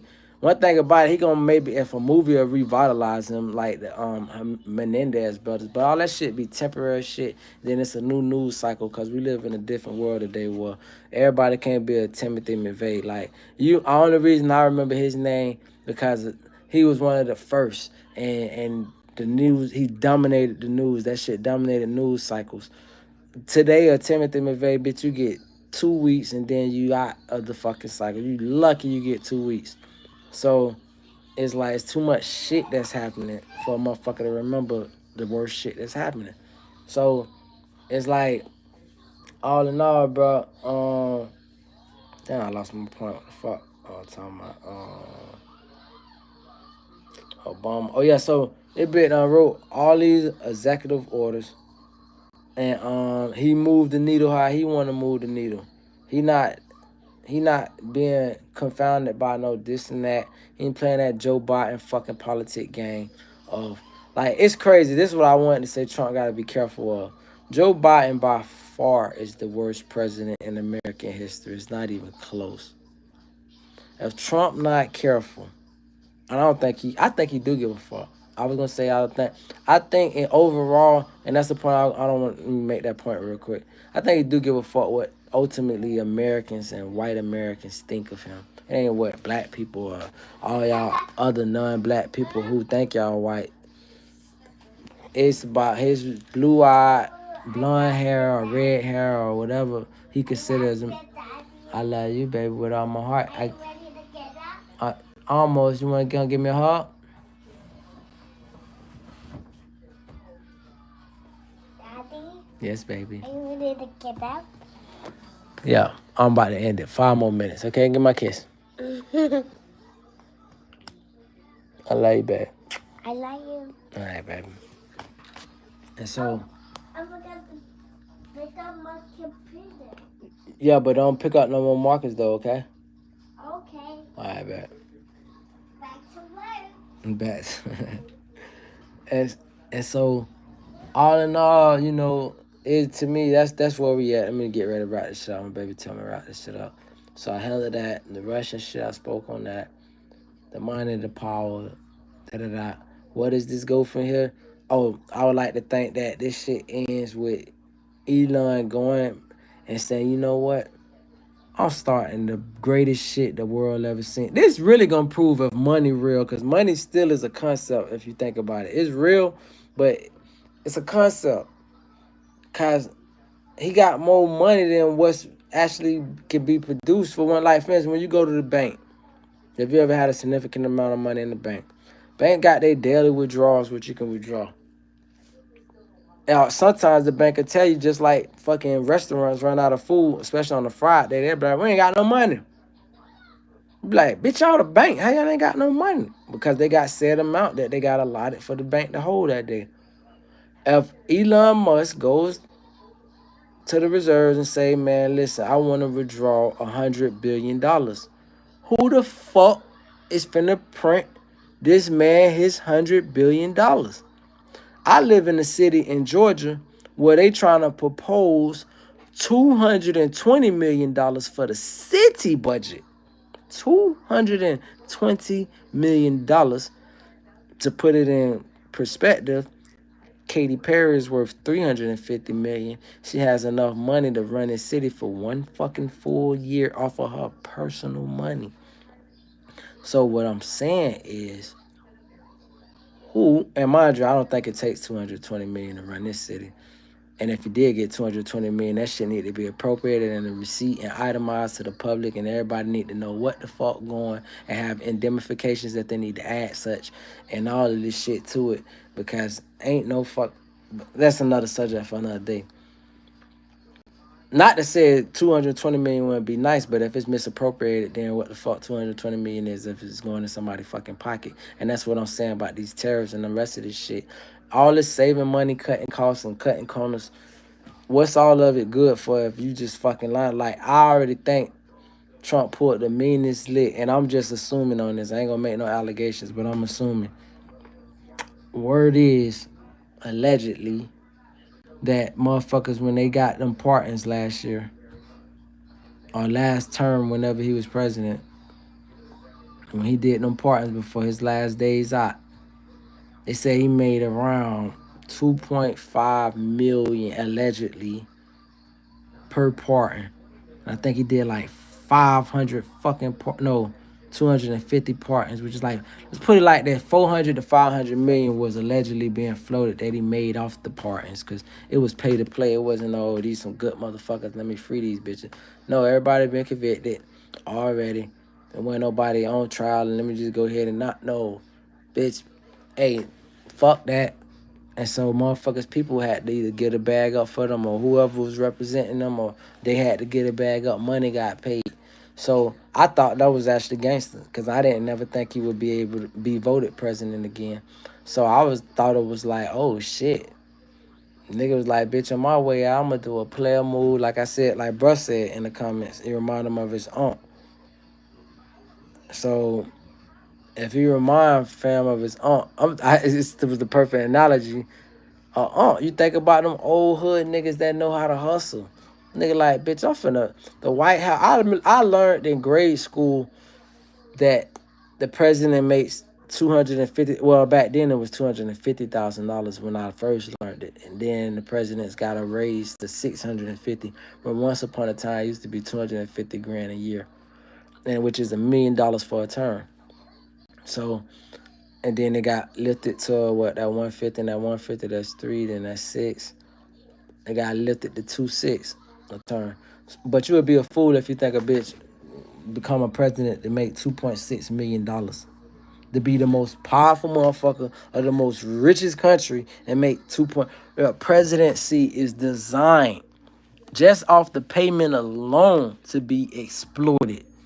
Ain't no motherfucker ever walk in the White House and came out less richer. Never. Ever. Matter of fact, I would even make the argument, ain't no bitch walk in the governor house and come out less richer. Once you in fucking leadership, you can move shit. You can run these contracts. Like, it's being the mayor on steroids. You know, it's like, bitch, I decide what zoning, what contract. It ain't no county contracts no more. It's motherfucking.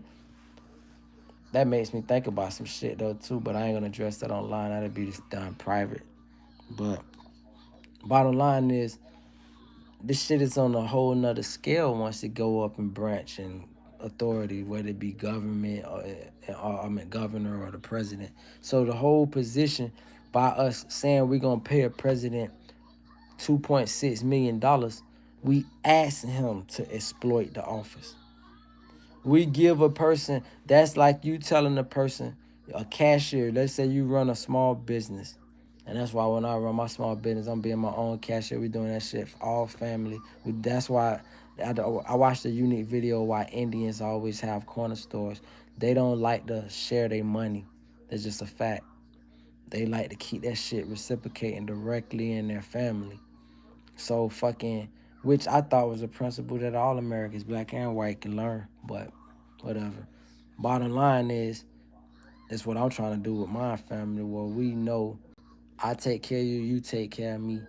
And like I let my baby know anything I have is yours. And when I get old and decrepit, and goddamn it, you making all the money, keep daddy spoiled. Shit, take this shit to the next level. So that type shit. But anyway, bottom line is they own these businesses, the Indians, and they keep it family prioritized so that they motherfucker can keep all the money. So it's the same thing I would think that Americans need to do. Keep that shit within, but we don't practice that shit. So if you look at what, going back to what I was saying Trump is doing, Trump motherfucker say, bitch, we keeping this shit all in the family, nigga.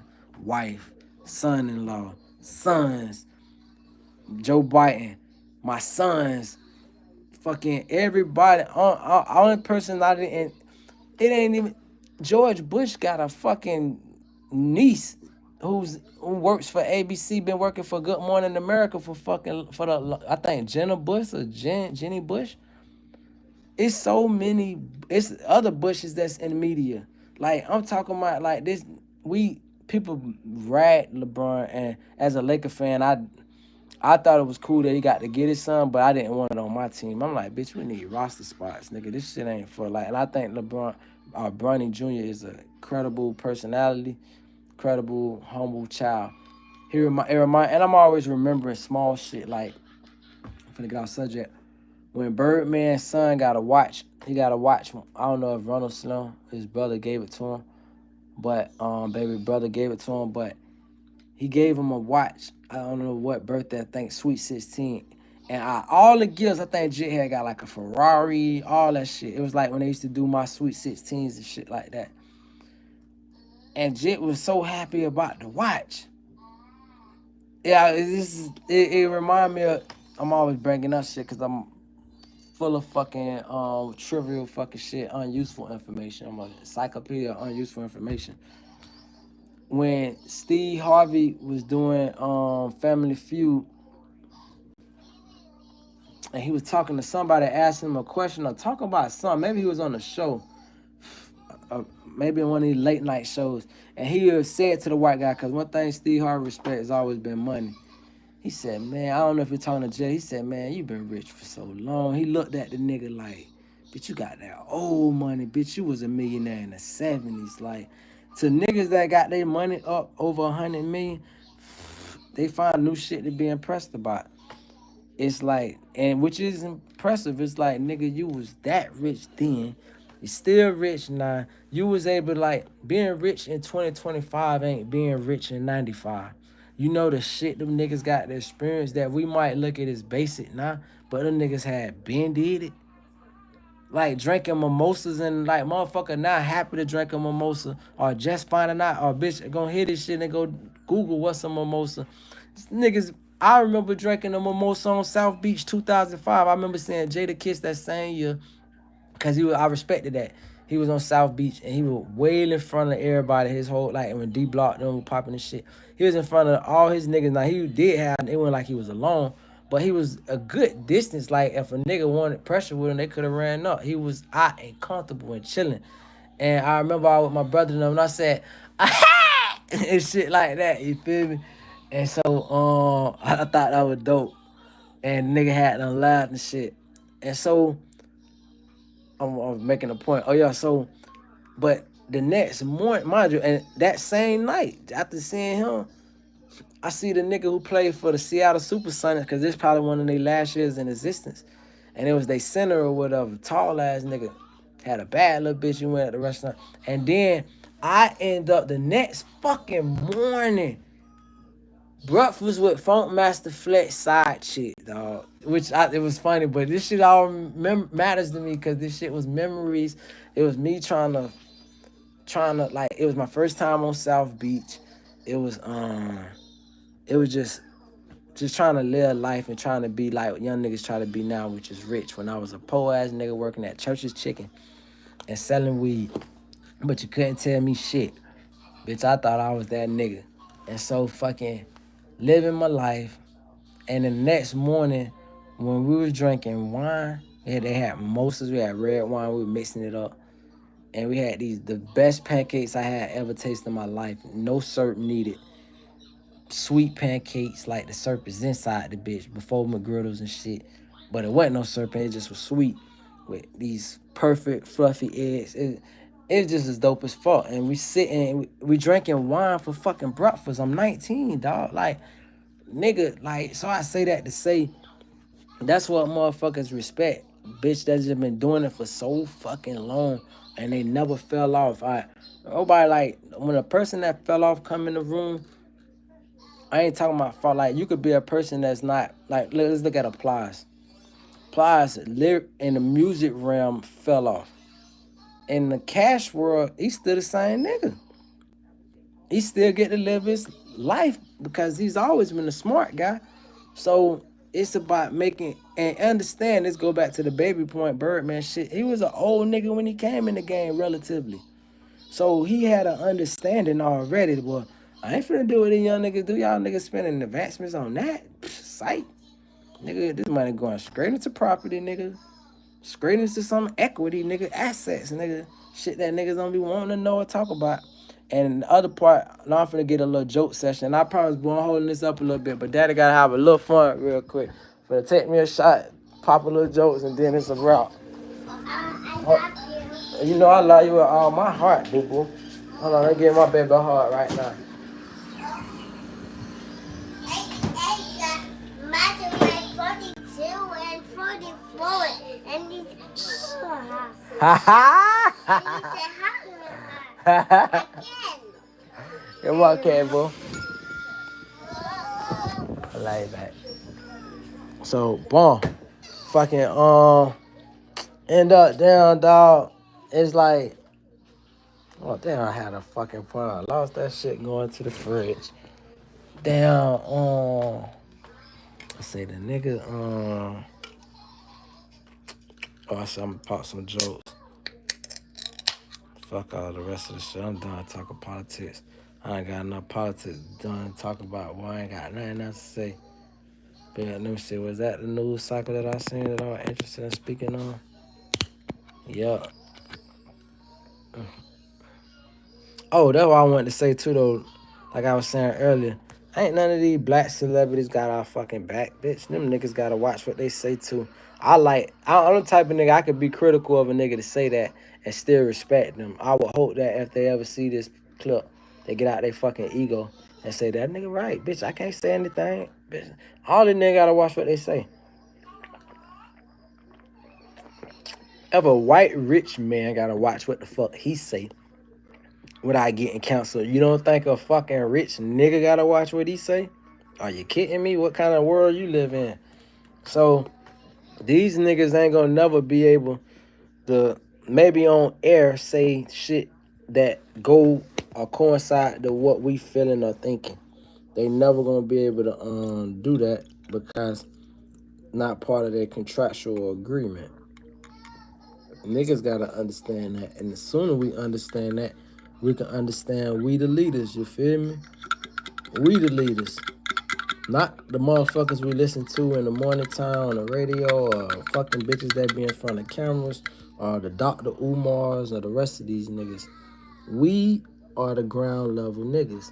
Like I heard a person say, who was breaking a person down? Oh, I was looking at Tesla Figueroa a couple weeks back, and she was an asshole to Jill Stein. I don't fuck with her because of that. But one thing about it, like I said, intelligence is intelligence, and when you gotta give props, you gotta give props. The way she gave listen, you want to see somebody get diabolically broken down? Look up Tesla Figueroa versus I can't think of that, Ramaswamy, Vin Ramaswamy. This bitch was on the fucking Breakfast Club, and this lady came in with her notes, crushed him. Say, was you ever a leader at any point in your life?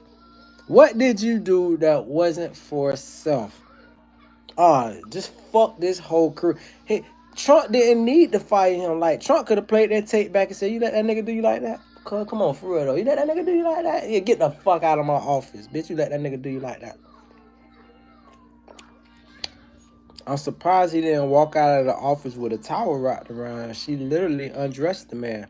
It was sad. I said, oh, that nigga done. He baked chicken. Your whole life was devoted on yourself. I said, that's a question I'm more fit to answer. And I thought about that as I was listening to a late night show tonight. I don't know if that was Stephen Colbert, but they were trying to crack jokes about the head of some department that Trump got, that he's 22 years old, Department of, I forgot what it was. But it's like he's 22. It's like, what does he know about this, that, and that, and this? And my thing is, it ain't about age. It's about being active. You gonna ask me what a 22-year-old know about war or whatever the fuck? When we got goddamn jits out here 17 years old with switches and shit. Nigga, I heard the nigga Western name say some shit. I know I'm in a different generation, bitch. That nigga Butter FBG Butter. They asked that nigga about can he make a switch? He said, I'm a real belt boy. And I'm looking in the comments and shit, motherfucker in the comments like, man, boy, I know that nigga get busy. I never even heard a term called belt boy. Belt boy? And when you think about it, the young niggas, the biggest fear a nigga gotta get over is putting a gun pointed at their dick. Nigga, you was a brave soul. Safety, no safety. Especially if you got a you know what with no say. Oh, Jesus. Brave soul, nigga. Plexico birds. And that's also come with ignorance. Niggas didn't live through the Plexico birds. That scared me enough to know, bitch, I don't want that shit pointed at my dick. Nigga, I would need to be like an officer with a holster or some shit. Nigga, you gonna point. Hell no, I don't trust this shit. Bitch, I don't trust God's sense of humor enough to point that shit at my fucking dick. Do you know what the fuck he might do to me pointing this shit at my dick, nigga? I wouldn't even play to take the risk. So that's the first. That's another thing. But the bottom line is, it's a new generation, new era. So you can't tell me a young nigga can't tell you about fucking no war when these niggas got more strikes out here than old niggas. That's just a fact. Now I ain't saying drape these niggas in ignorance and celebrate, but what I'm saying is a resume is a resume, whether you like it or not, no matter what your opinion is. Because I'm gonna get to another part. This shit leads segue before I start cracking these jokes. The game is, we've been misled by a bunch of rap suburban niggas. These niggas been so suburban so fucking long. They tattoo their face up like idiots. And no disrespect to my little brother, cause I got on him, he did that shit to his face. When I'm looking at bro plea for his life yesterday, I'm thinking I'm such a 1K nigga with so much 1K life of people that I knew in life that my heart went out the jit. I'm listening to bro make his plea like, hey man, listen. I get what he meant. Now, obviously, I want to lose my subject though. I was gonna make a joke and say people clowning him for saying he was let out.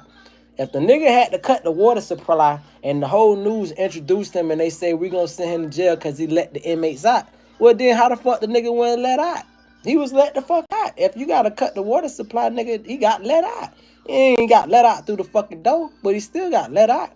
If the guard don't lock, if you got dogs and you supposed to lock the gate and you don't lock the gate and the dogs get out, that means you let them out. They might have ventured out on their own, but you left it to where they can be, let themselves out and be let out. So that's let out. Not to divert from that point.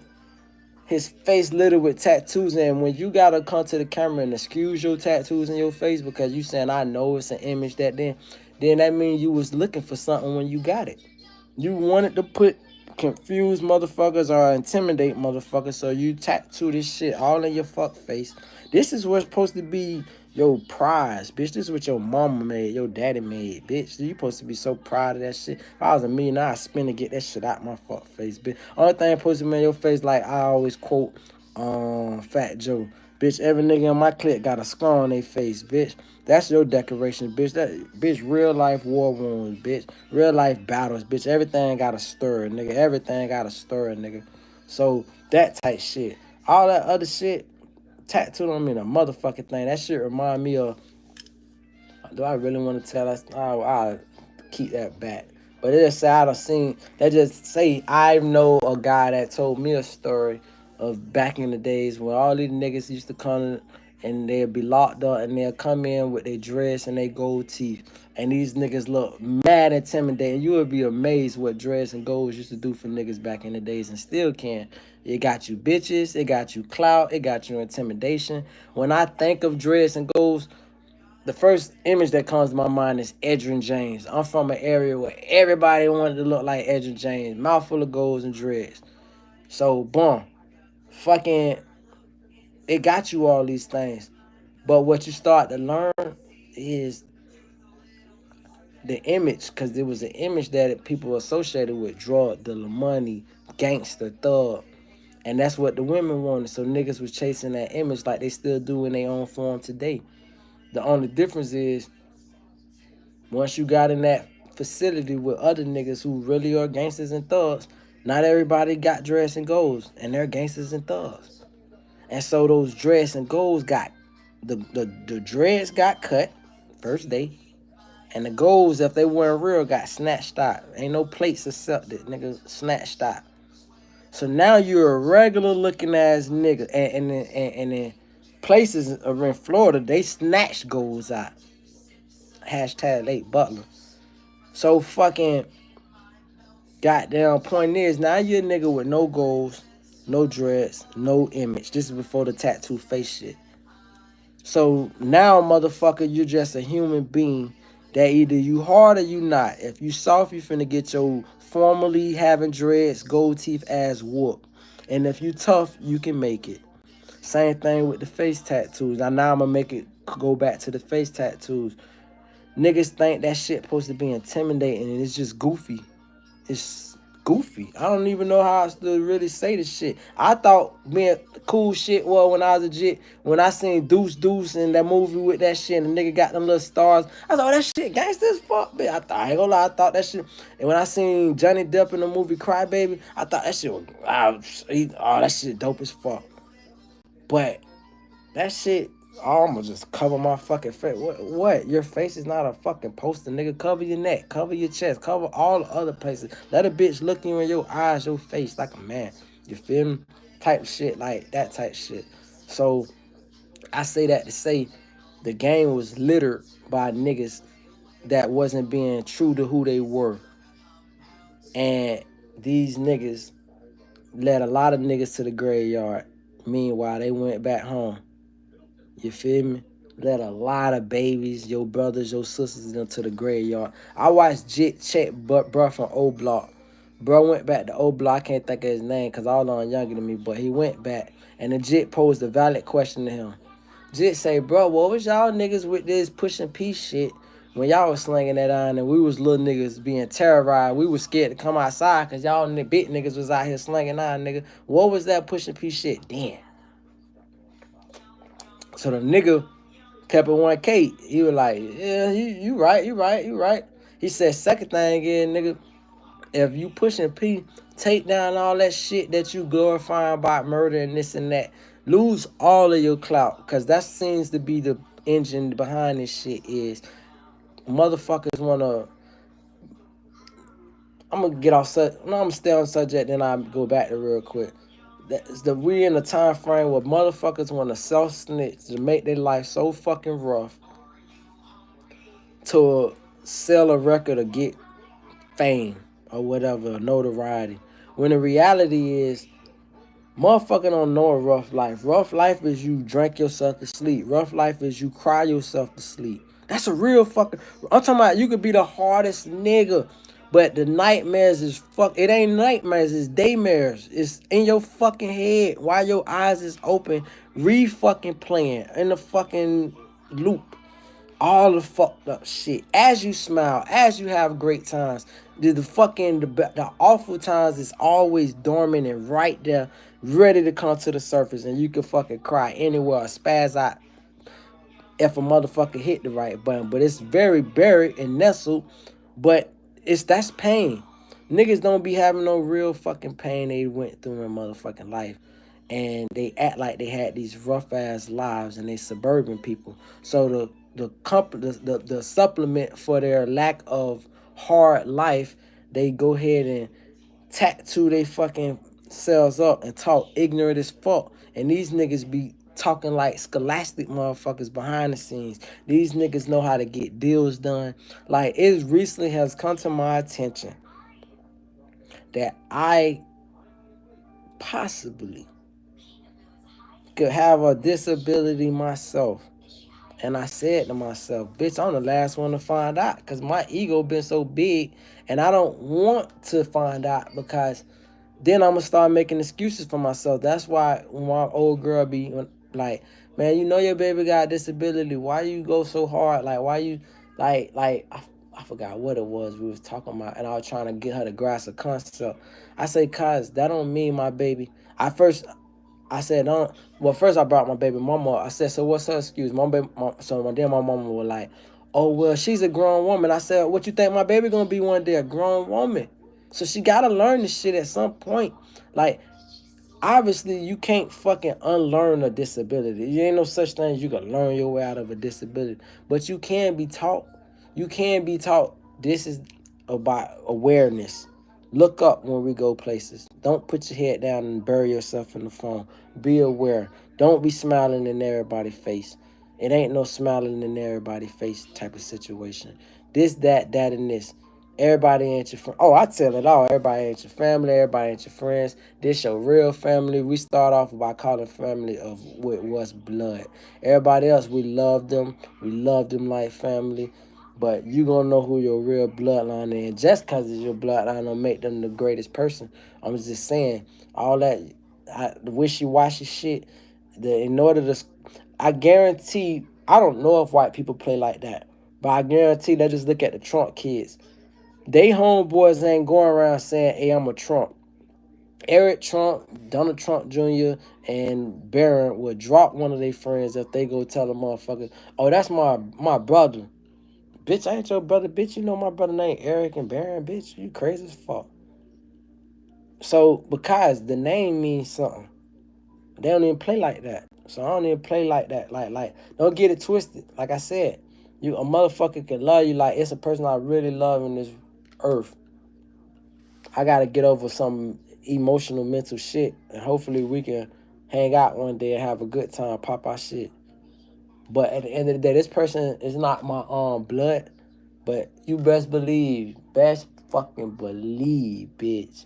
I'ma just leave it at that. I can't even give an analogy. Just know, bitch. God put real angels on this earth that are rock with you, boy. Rock with you. So, you know what I'm talking about? Hey, baby, I'm just ain't gonna even stunt daddy, baby. You gotta lay it down. It's 2 songs, such. You gotta lay it down, boo. I'll come in now, but we got a busy day tomorrow, baby. Busy day. So I need you to. How the heck? Okay, here we go. You thirsty? You gonna drink right now, and then you going to sleep. I need this to cut off. There we go. I need that to cut off. I need this light to cut off. I'm gonna open this up. Since you thirsty, Miss Mama. Every 5-10 minutes. We're not gonna do this every 5-10 minutes. We're gonna drink this and it's a raw. Since you thirsty. Kids in Africa is thirsty. They ain't drank shit all day. So you've been drinking who knows how many cups of this, that, and I thought you said you thirsty. You don't want no more? You was thirsty though. You sure? I thought you don't want no more juice. Exactly. That's what I'm talking about. You're not thirsty, you spoiled. It's a big difference.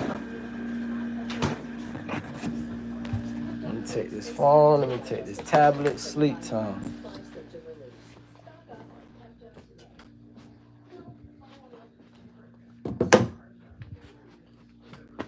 And then in closing, god damn, my baby done took me off what the fuck.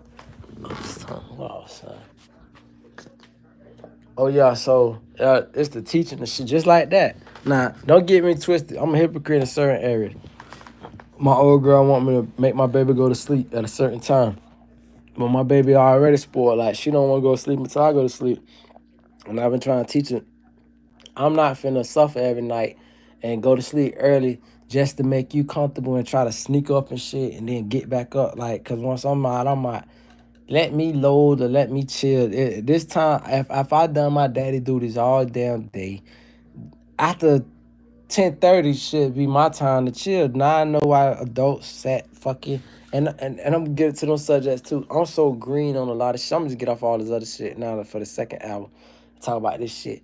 I'm green as fuck as a parent because damn I had a point I wanted to finish making though before I get into that. I was talking about I already made that. So yeah, I'm green as fuck as a parent because I be learning shit on the go. I'm 39 years old and I got a 4-year-old daughter, my only child, and it's probably gonna be one and done, coach. I'm out. So I be a lot of shit I be learning. So the other day when she went to well not the other day, but recently when she went to the park, my baby's so friendly. And they got I ain't finna she's just so friendly. She's the most and I'm not saying this because it's my daughter, she's just so fucking precious. It's just oh my god, it just makes my heart the shit now. Oh, it's not. I'm not going for it because I already know what this is at this point in the night. I'm aggravated myself, but in the pure moments, regular moments, her innocence is just immaculate. And so it's like she do the shit where she put her hands together, she say please, please. Oh god, it just melt my damn heart.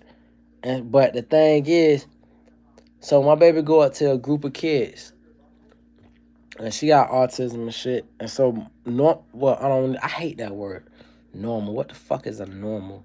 But point is, so-called normal kids, she's vulnerable because normal kids is cruel. They perceive things very fast. They can process shit fast. You know the thing about autism is so funny. If you gave a complicated problem to a so-called normal kid, that normal kid got a 50% of, and I'm just making up percentages, but I'm making a point. That normal kid probably got a 50% chance of getting it right within a allotted time frame. So let's just say they was taking the test, and you got 30 seconds to answer the question. Within that 30 seconds, 50% of the people will be able to answer the question right. I haven't said that the percentage might be down, might be 10%, 5% of kids with autism can answer that question within the same allotted amount of time.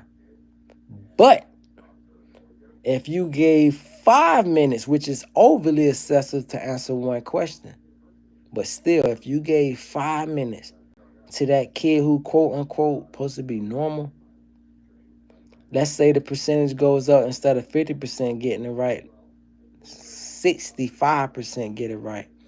I'm almost confident that 80% of the kids with autism will get it right. They just process shit so delicately and a different. And I had a point that I'm making all this, but it's just so fucking different. It's the most unique brain. And I've always studied peoples and personalities. Like when I was talking earlier, you see I'm a scatterbrain about Palm Beach billionaires. Palm Beach to me, dog, like, don't get it twisted. I live in Georgia. I love this Georgia shit. Well, I got a house in Georgia. I live in Florida. I'm living wherever the fuck the money take me. When I start making big money in Georgia, which I really want to start popping this year, I'm in the crossroads. That's why I just been low key ducked off, trying to figure what the fuck gonna shape. But it's like I don't really want. I can be an employee in Florida for at least a year or two more and save up and then come back and do my business. I don't think I have it in me. I probably do, but I don't think I got it in me to be an employee in Georgia. Being an employee in Georgia is not beneficial. Being a boss in Georgia is beneficial because Georgia is set up for entrepreneurs. The whole fucking state, this motherfucker wide open, in my opinion. You just got to come with capital. And I spent my capital on my home, which I don't regret, but I got to get that capital back. So it's that in itself. So it's like I would take forever fucking getting it up here versus getting it up in Florida. And so back to the point.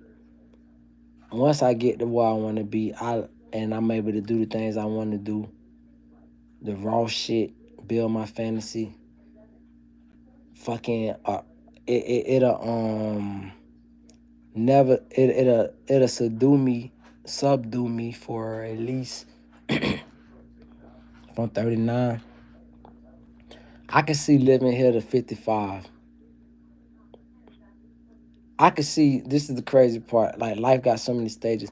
I can see if God was the grant, well, if I had that cash right now and the capital to do my own business, which I already got the business model and idea and the plan, I just need to find the capital. And I don't take loans and no shit like that. If I was able to put that business in place and position, I would live this motherfucker, because you got to be a part of it. I believe you don't have to be none of that shit. The problem with America is most motherfuckers benefit off places they don't live at. They don't put shit back into the city. They drain it. They drain it. They drain it. They spend their money other places, which I led to my other point I was gonna make earlier about motherfuckers who make all this money off the poorest motherfuckers, and then they live the lavishest of lives. Like, when I first seen how much, like, I can't speak on it, so I just leave it at that.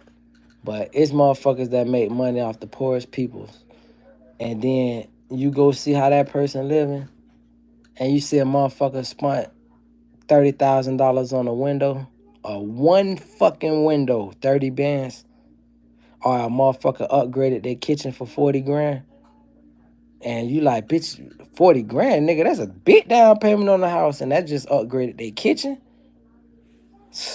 Or the motherfucker got a house next door to the Dolphins player, and this bitch ain't never played any sports in his life, and he make his money right at a little store in the hood. And you just thinking this the hood, bitch. The hood got all the money. Niggas, even, and one thing about it, even when I start my Georgia shit, I'm just excited, because the money gonna be here, because niggas is the same everywhere, which is perfect example. Nigga was in a lottery place the other day. Not lottery place, I might well call it the lottery place, but the corner store. Nigga in the corner store, nigga buying scratch offs. Nigga asking the man, how much money do I got left? He doesn't even want nothing back. Nope, I'm investing it all on these fucking pre-ordered scratch. I ain't gonna give up the game, because I'm gonna be making money off a lot of this shit too. But I give up the game, because ain't gonna find this shit anyway. And when I say niggas, I ain't talking about black people. I'm talking about all you niggas tonight. So with that said, motherfucker, when you get scratch off tickets, you buy them shits by the book. Motherfuckers don't know that shit. No matter what state, the person who runs the venue, the merchant, they buy the book. The shit is a preordained price. How the fuck do you think they sell it shit?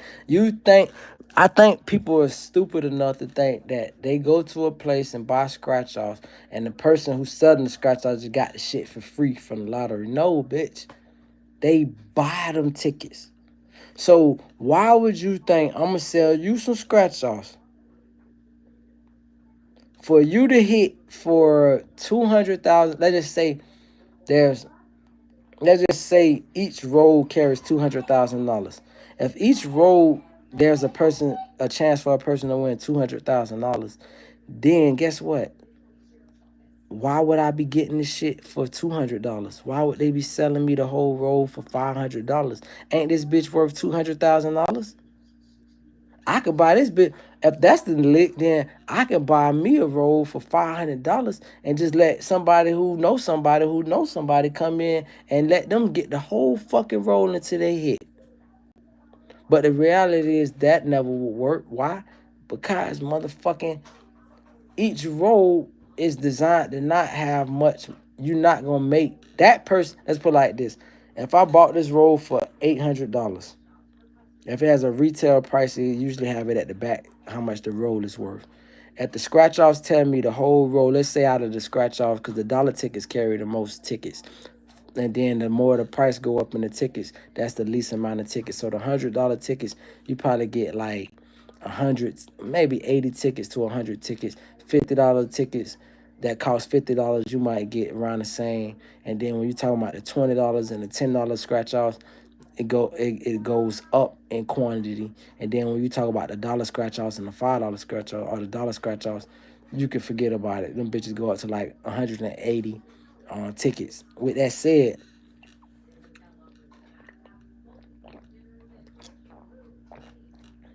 the book has a retail value. I'm not fucking working at a deficit. This shit put so the funny thing is, which is different. Now it works a little different too. Now I will say this because each I'm pretty sure it works the same way here too. Every state lotto is their own lotto, meaning that when you go into a venue like a corner store or wherever you play lotto gas station, the lotto got its own machine. That money is ain't nothing. I don't give a fuck what you made in your store. This shit better not be short. If it's short, bitch, you better take that store money and put it over here, cause this is federal, nigga. It's our shit. It's state shit, not federal, but it's state shit. So, boom. With that said, niggas don't be knowing the game. Niggas don't be wanting the game. You know, hoes don't want to fall in line with the game. Now we finna get to these fucking jokes. Oh, back to the what's the name? I don't know. I be having these jokes lined. I be telling them so raw. Then I get on this shit. I just be wanting to talk rather than lay the mic, like lay this shit down and actually stand up and act this shit out and be funny with it like it be in my. But I wanted to say though that joke was gonna turn into my daughter's so friendly. Let me start practicing on my comic material and shit. Let me, what can I sit this shit on or I can act it out real quick, bitch? What about a bitch being all in my shit? Matter of fact, nah, these bitches too nosy. Fuck these bitches. Anyway, goddamn, my daughter's so friendly when she walked up to these kids. She said, "Hi, my name is such and such." And my daughter named Brenda Chanel. She like, "Hi, my name is Brenda Chanel. Can I be your friend?" And she said it's just like a little white kid, like just so happy and jubilant. That's what I mean by a little white. So happy and jubilant. Can I be your friend? And that's what I do. I try to keep my baby guarded and shit, which make her kind of vulnerable in certain elements because I don't want her to ever experience bullying and all. Oh my God, I'm too immature to watch her get bullied. Like, oh God, bitch, I'll sneak, step on the jet, feed the toes or some shit, walking past their ass, and then pick them up. Oh, you okay, little man? You okay? Bitch, ain't no bullying my jet, bitch. But she walks up and she said, "Can I be your friend?" And the girl was like, one of the kids was like, "Oh, she weird." And I went, "Oh my God." And thank God for me and my baby mama being polar opposites and me and my baby. We the same, but she's super fucking nice, so we polar opposites. Oh God, what is your mama driving, bitch? What you talking about? She weird. Your mama weird, bitch. Your mama on a donut over there, bitch. Your mama got Yaki 23 in her hair, Premium 6 in her hair, whatever the fuck that is. Bitch, your mama get her hair did at the beauty school, bitch. Bitch, your mama got that strawberry jam holding up the back of her head, bitch, with the edge protection. Is you kidding me, bitch? Your mama got no little goddamn cowlicks on the side of her goddamn edges, bitch. Is you kidding me? What you mean my daughter weird? So it's just like, and but the funny thing is, I'm a hypocrite because us as adults, this show you how kids is so vulnerable. Cause if a nigga walked up to me as an adult and was like, "Hi, my name is Michael Thomas. Can I be your friend?" I'm like, "Bitch, get the fuck out my face, pussy." Hell no, you can't be my fuck nigga. What you saying? You want to be my friend though? What you saying though? Like that's us humans, and that's supposed to be normal. Cause you be like, "Why the nigga said that?" And that's a good day. That's the crazy thing. That's a good day. A bad day, nigga. You trying to fight a nigga? Fuck nigga. You want to be my what? Oh, what you saying? I'm sweet or something, nigga? You want to be my what? We are not friendly as fucking adults, and kids come up and kids be like, "Hey man, bitch, I want to be your friend." And hey, you know what's so funny too? I love you. I love you. I love it. A bitch came back.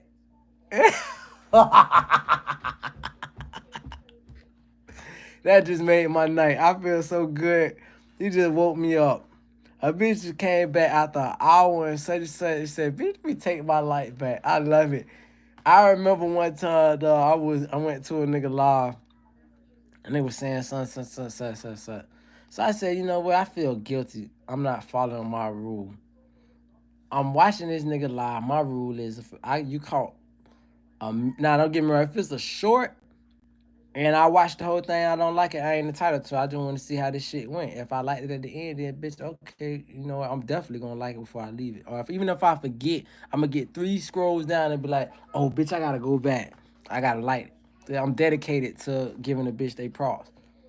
But at the same time though, on a live, nigga, if you got a minute of my time out of my life, blood, you win, fam. Like nigga, you get your light, cuz like this shit is like it's not even.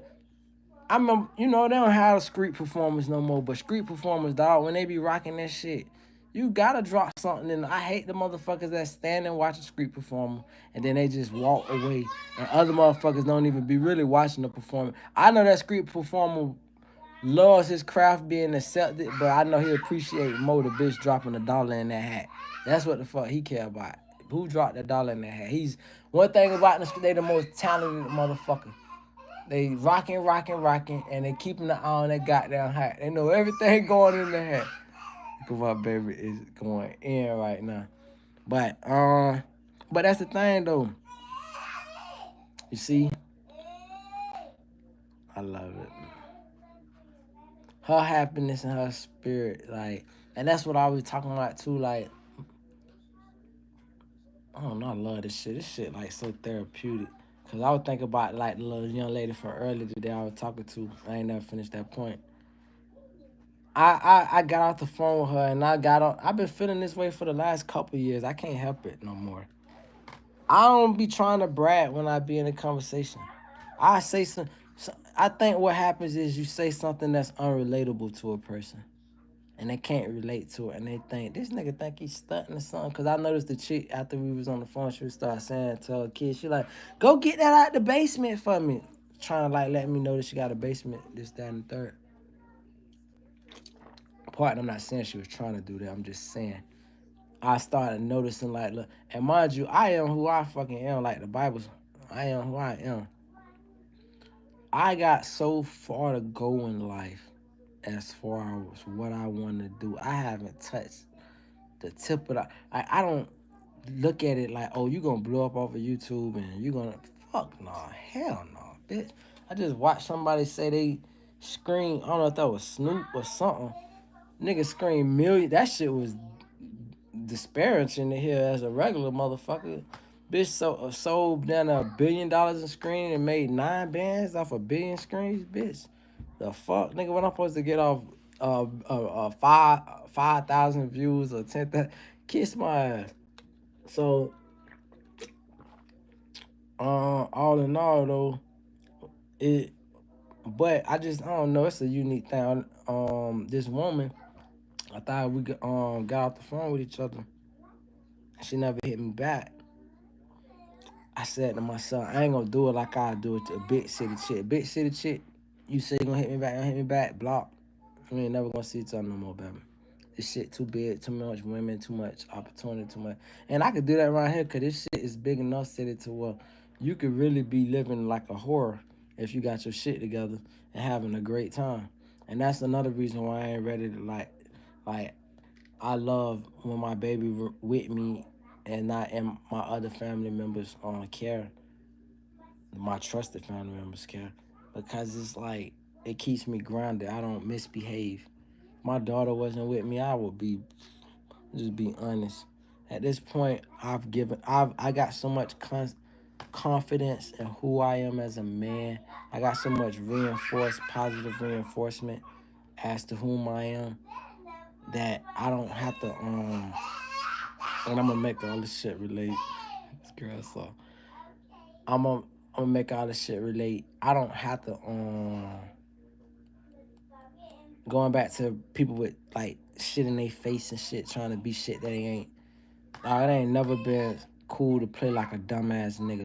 They do say a smart person can play dumb, but a dumb person can't play smart. But I challenge the theory and I say a dumb person can play smart, but a smart person can't play dumb. And that's just really what it is. These niggas, they be believing their own hype and they fall into line with that shit to where they live in the character. It's niggas that waited to after 18 to jump off the porch. Niggas that waited to around 18 to start catching charge or 21. Niggas be after 8. You're a grown man. Why are you trying to jump off the porch? Any street shit, no bitch. Your time to do. Even old niggas know. That's why they used to send jits. I hope I ain't blowing spit, but goddamn. I think I did. Old niggas used to send jits on missions because they knew the jit wasn't gonna catch no time like that. Motherfuckers, who the fuck waits to after a grown up, the motherfucker be, you know what I'm saying? And I can see something dramatically happen in your life, and you like, I don't give a fuck no more. Your faith in the system or whatever the case might have changed, or this and that, understood, heard. Hey, you too. You know what I wish I had the opportunity to do? Cause I'm not bothered, cause I only had 2 lights. God damn, that was a real burp. But the part that get me is the fact that what I was gonna say. A bitch been watching me this whole time. I got a stalker. And bitch, that's the part. You was here from the earth. I had that second light, and this the part where I think people be confused about this algorithm shit. I was just talking about how this shit work. You already liked it. In the eye, in hindsight, or in your eye, you thinking, oh, I finally got that piece. I got that bad bit finally washed up, boy. God blessed our bodies. I had like a small piece of goddamn splinted wood in my damn eye. Been watching this bitch all night, and finally this bitch cake up and come up out the corner of my eye. That's a blessing. But yeah. So, and I can feel the difference. Like my shit moving. Yeah. So, but nah, like we live in a funny world though, man. Like I really don't want to end this. I'm just wait. Like I said, I'm gonna ride this shit to the phone die.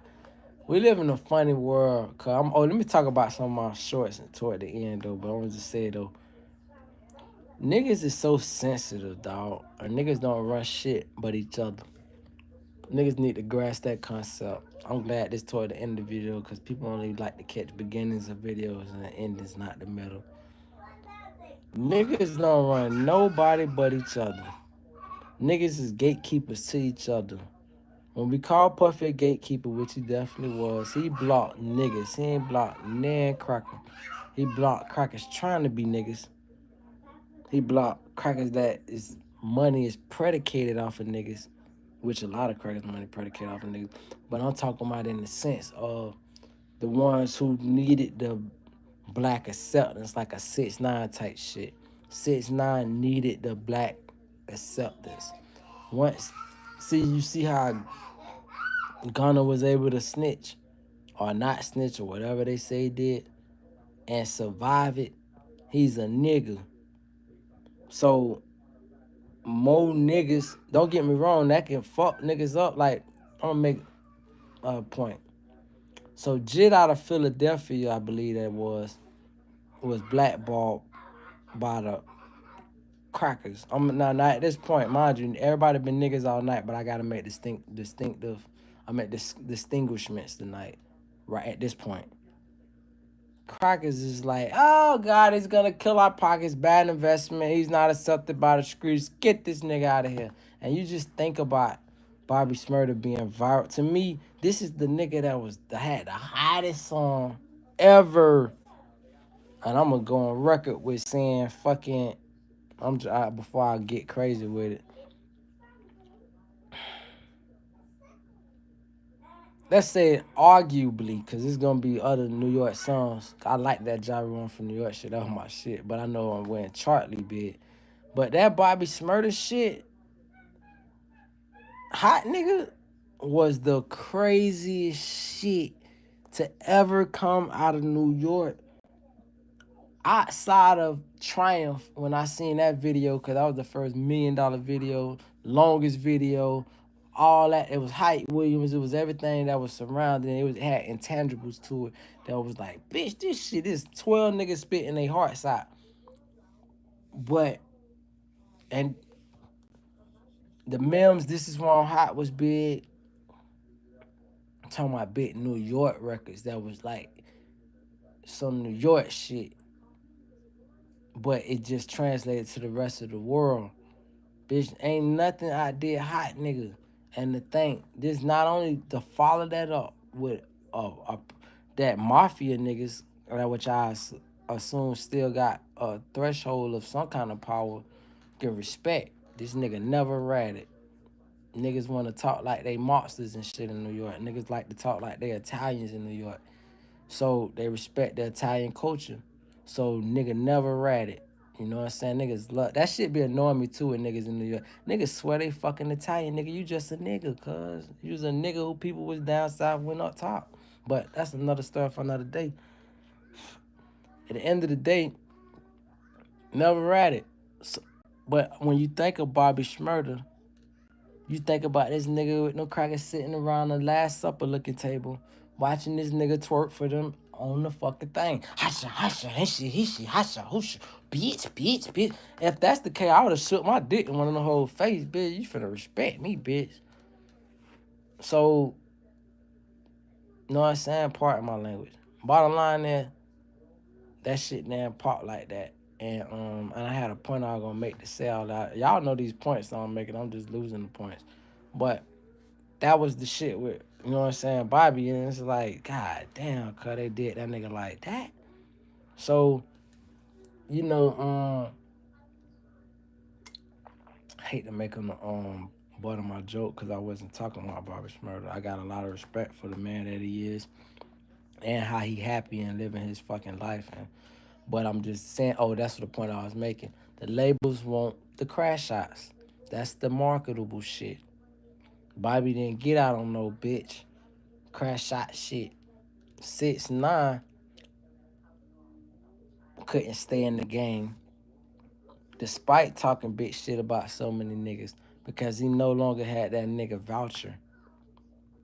I want to make an off point too because that's what I've been doing will get me off so many points. I've been saying shit rather than keeping it in the back of my head because I know I'm gonna forget it. A new standard need to be set when instead of a white person saying, "Hey, I'm not racist. I got black friends." Show me who your kids' friends is. I'm gonna judge you off who your kids' friends is. I don't give a fuck who you claim your friends is. Show me your kids' friends. Who you allow your kids to associate with. Tell me all I need to know. You saying you got a black friend might be a black person that don't like their fucking life or they self, who is a subordinate to you, whether through work or through whatever the case may be. Show me who you allow your friends to congregate with, their closest friends who have spent the night in your house, ate your food type shit. Because I guarantee you, your friend, your black friend, never did that. But your kids' friends, who you, because you love your kid more than you love yourself, hopefully, if you're an adult and a real parent. So that means you love you're more accepting or receptive to their friends having a sleepover at your house than you would be your own friends being inside your house. So, show me who your kids' friends is before you tell me you got black friends. I don't give a fuck about your black friends. I don't even want to know you got black friends. Tell me who your kids' friends is, and I judge off who your kid. Cause I say that to say, my baby, I'm confident gonna have so many races of friends. Well, there's only two races I acknowledge.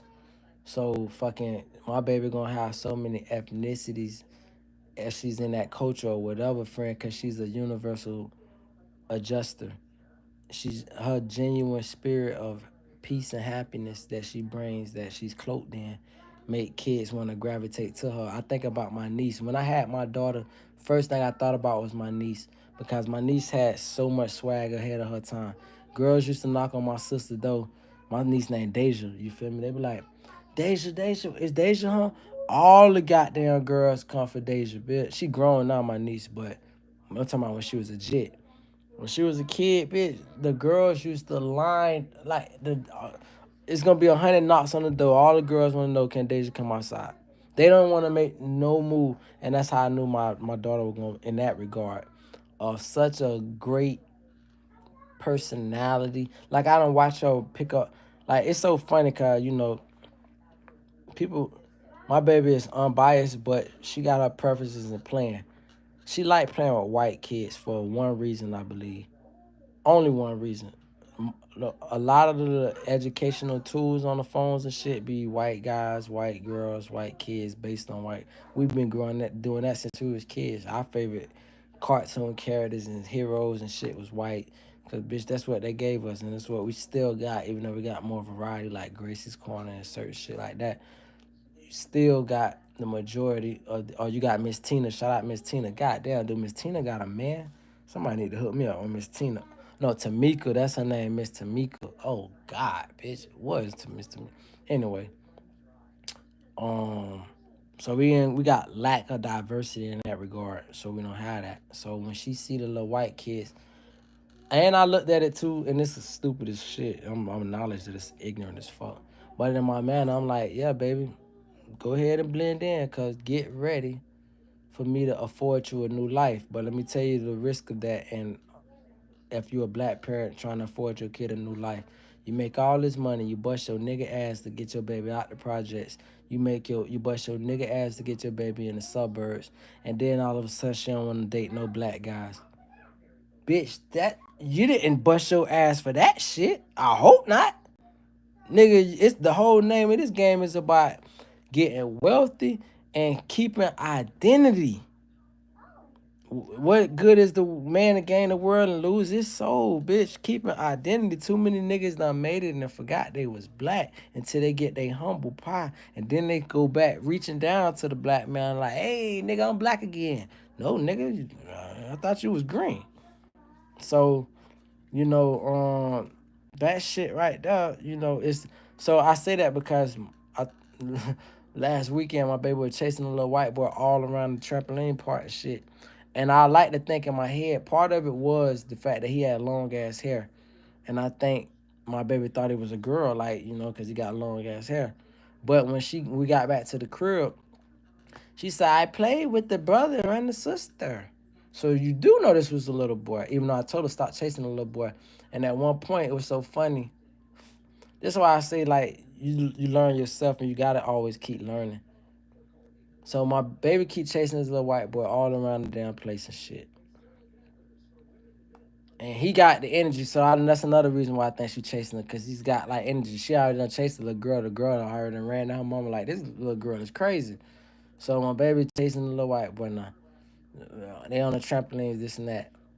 Fucking caught up with the white boy, tackled him, and he looking at her like it was crazy. It was just a whole bunch of feelings came across me that I'm processing it at once. But the humor in it was the little white boy's like, "Yo, what the fuck is up with this nigga? Like, yo, this aggressive ass nigga. He don't know no autism. He's a little kid his damn self, and he don't understand. It's partially, and that's why like you gotta just be gracious and understand your life and always process your life and coming up. Like I think about, I'm gonna make this point brief and then I'm pretty much gonna be finished. I get mad sometimes, not mad, but it's a disappointment that when I was 6 years old, so that's 2 years away. My daughter got 2 years until she's six, she's four. When I was 6 years old in the first grade, I was in a special reading program because I read better than everybody in my class. So they sent me to the third grade to read with the third graders and shit like that. I was the first one.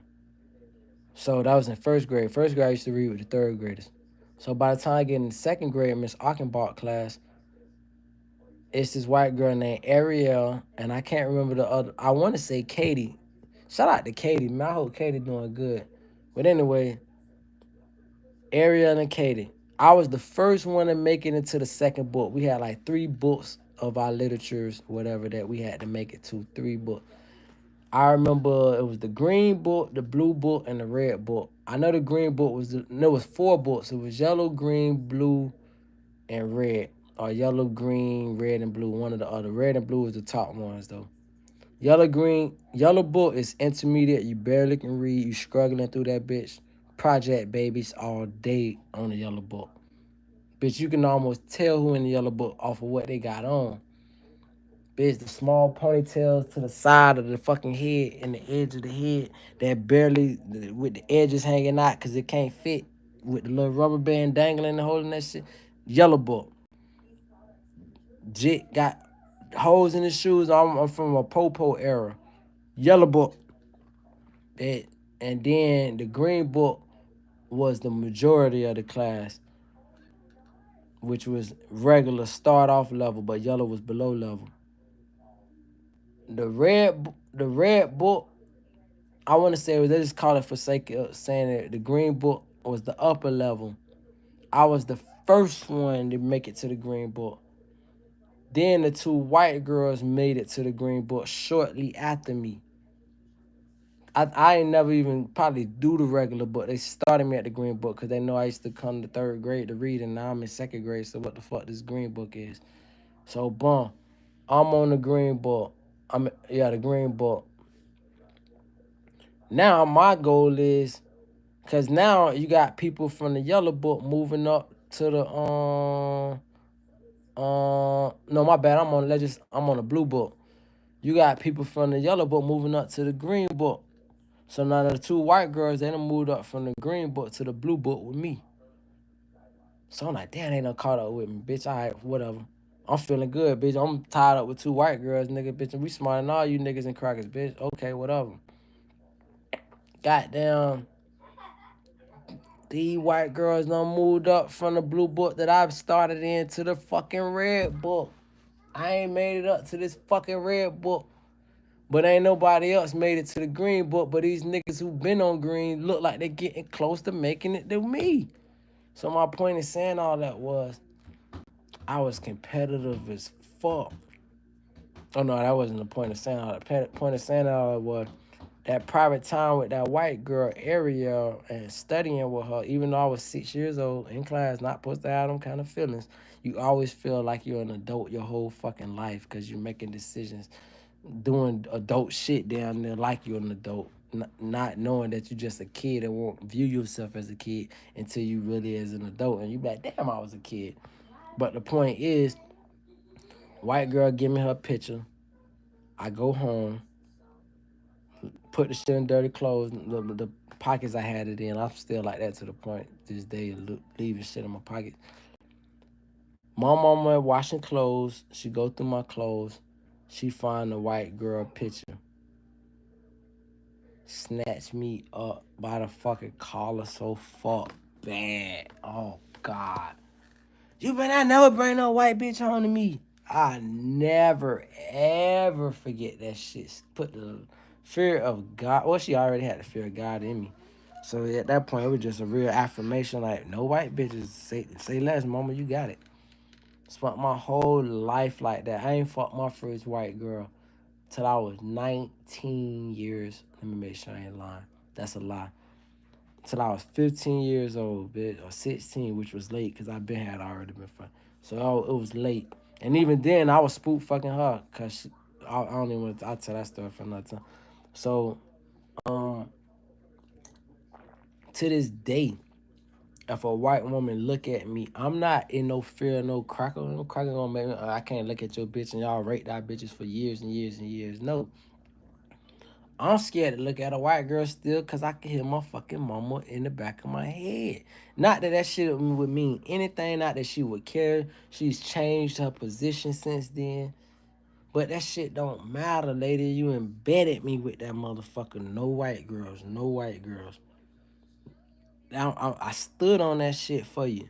So I need you to, only to find out, bitch, my old girl told me, I ain't gonna say the old white guy celebrity from back in the days, but she had a crush on this white.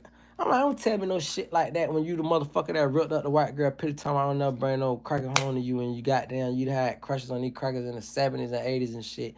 And then you done got down dated the goddamn Chico for fucking 1,000 fucking years and shit. I terrorized his ass. No, I've been time for me to go start dub my nose on what's the name, but bitch, I'm just being 1K with y'all at that point. But point is, it opened up the whole realm of shit of man, adults be some fucking hypocrites. So instead of me be a hypocrite, I was like, I'm not gonna stop my baby. Like, I thought it was funny to me because obviously I'm gonna just be keep it a G. I'm gonna keep it a buck. And she liked it, the white boy, for her to have a learning experience and have natural love in life and for the sake of being always friendly and non-biased to people, which I think can bring out the best of anybody, but especially her, then I'm allowed her to have that open feelings without pursuing it. Only difference what she not aware of.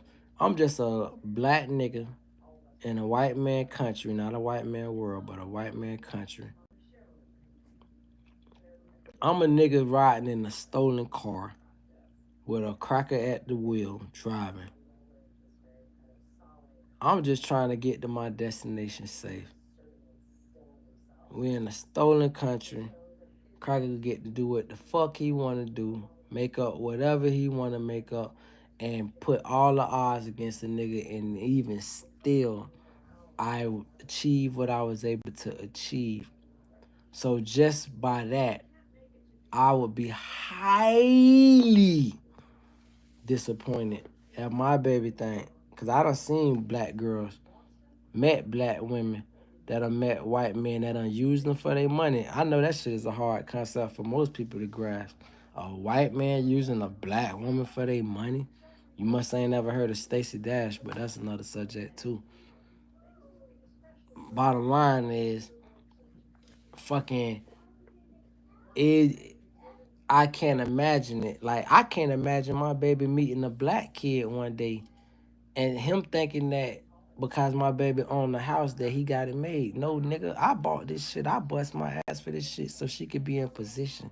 I ain't do it for no like a nigga. We doing shit like the old school.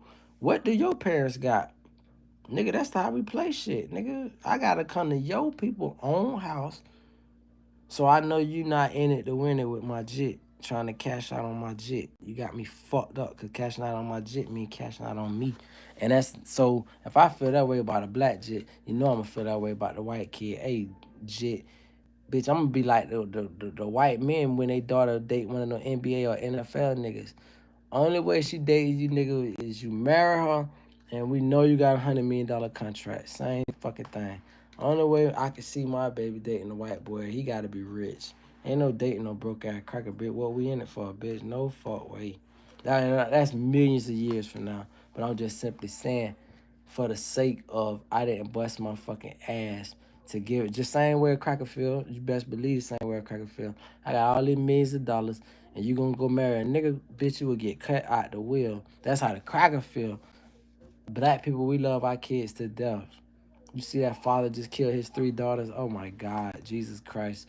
Don't waste none of our money. I can't say I don't want my shit to get worse. Now, I think I should be able to say about a piece of trash like him, but we don't have to waste no money and we don't have to give them all the bullets when y'all need to be you are and you can finish the last word letter that bitch on site and let the cameras capture it all and leak the camera footage so motherfucker get a message white or black, bitch. That's not what we do to our babies. But I did use that video as something tonight to humble a white guy because a white guy went and chose to get up under these black comments like they like doing, not all, and say usual suspects are upholding stereotype. I hate these lame ass crackers. You ain't got nothing creative you can say. You regurgitate some shit you seen another bitch say. So you want to get up under the first black shit of a black kid's getting shot by a black kid and act like all this white crying on this. So I went ahead and copied the link and showed him, bitch, a cracker just killed 3 of his white daughters. So let's uphold these stereotypes that motherfucker. What is you talking about? I hate when motherfuckers act like they ain't got Dateline NBC. Nigga, the only people who know, and I say this jokingly, but the only people who know how violent white people is niggas without cable. Cause niggas without cable, that's all they got is these true crime stories or old white murders and shit. Bitch, you would be fucking out of your fucking. The first serial fucking killer in the state of Florida was Schaefer. I can't think of Gregory Schaefer or whatever. First serial killer, look it up. First serial killer in the state of Florida was a police. That's how he got away with it so long. He was a cop and the fact that he was racist. So, I mean, not racist. The fact that he was white, so it just went but he was picking bitches up, kidnapping bitches in his patrol car, bitch. Are you kidding me? So it goes back to what I was saying earlier though too about that. Like these motherfuckers don't be on government radars and shit. If we gonna clean up this government shit, let's call it for what it is. Let's get this shit done. Like Judas Iscariot say, I mean, like Jesus said to Judas, bitch, I ain't got time for you to eat no dinner with you all night for you to stab me in the back. I don't even want to eat this shit. If I could redo the Last Supper, bitch, my shit would be Jesus flipping fucking bread, throwing breads and niggas and shit. Jesus ain't just call out one nigga at that Last Supper. Bitch, if it's one snake at the table and it's 12 of us, and then so that mean 11 of y'all. You mean the other 10 of you niggas good? Nah, fuck that. This nigga been conspiring against me, but while he been conspiring against me, one of you niggas been listening to the nigga. You might have not have believed in him, or you might have not went ahead with his plot. He might have been like, man, I'm gonna get that nigga Jesus. This fuck nigga always showing out at parties and shit. Bitch, we be fuck trying to get the hoes on our side. He telling the hoe come back to his crib cause he gonna make water in the wine. This fuck nigga taking all I got goddamn hoes. We go to the fucking party. Fuck nigga keep walking on the pool, flexing on all the hoes, stealing our bitches. I got something for that fuck nigga. I'm gonna give him to the Greeks, bitch. I don't like that nigga. And he got nappy hair. And he black, cuz. Fuck this pussy nigga. We white, man. We following this nappy head ass nigga with these feet of bronze and shit. And goddamn no, cuz he doing all these miracles in our face and we bound on this nigga. And only nigga really wanna ride for him is you, John the Baptist. Nigga got you out of prison, pussy nigga. The rest of that nigga, we went to following this nigga. He told me I wouldn't even be able to thread through the needle of a camel's eye. Fuck, nigga. What the fuck that mean? Nigga already got to outsmart us and shit. You know the niggas were jealous of Jesus, bitch. Jealous side nigga. Jesus came to the table. Jesus was like, fuck this shit. Listen, ain't no oxtails tonight. Ain't no rice and peas. Ain't no bun and cheese, bitch. All you fuck niggas been plotting. You know, listen, right now, cuz my father scrape this whole fuck table. Come down on a cherubim on you pussy ass niggas and put lightning bolts in your ass. But I fucks with you niggas for real though. We done been in the trenches together. I look at y'all like Tupac look at the Outlaws. Y'all my little brothers, you know. So I fucks with it. But you, Judas, you an extra pussy ass nigga. I'ma just call you out. Matter of fact, handle your business. And Judas wouldn't have handled that shit. Same thing I say with what's going on in the world today. I hate all this fucking fake manicured racism because that's all it is. It's for the idiots who ready to buy into the shit when the money at the top is green.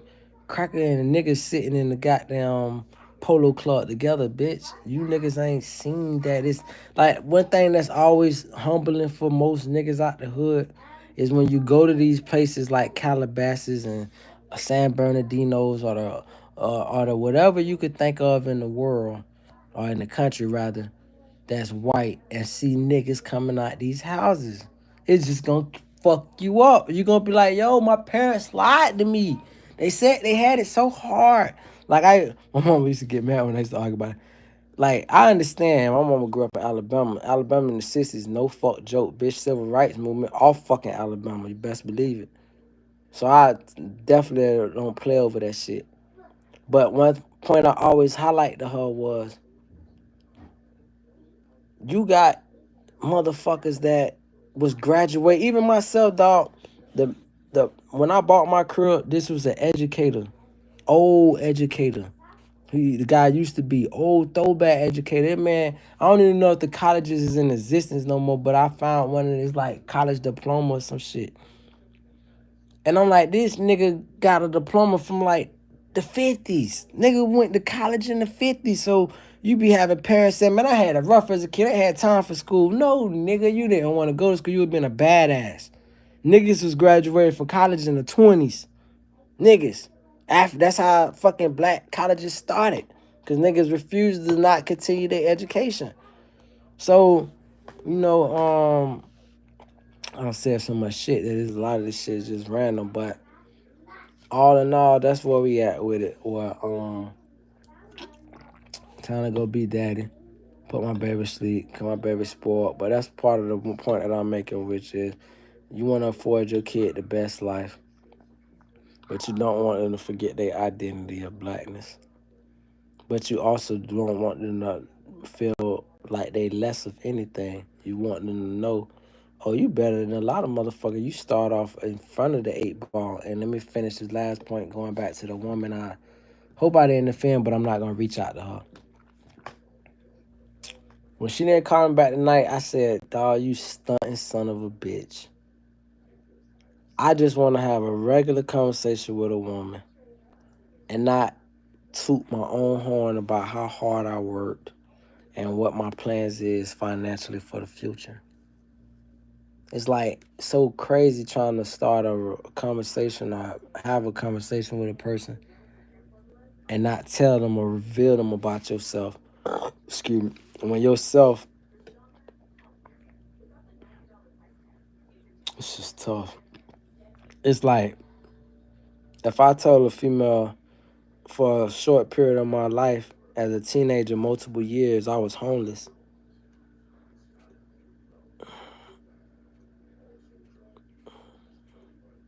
Would they be interested in hearing my shit? Like, do motherfuckers like pain and agony?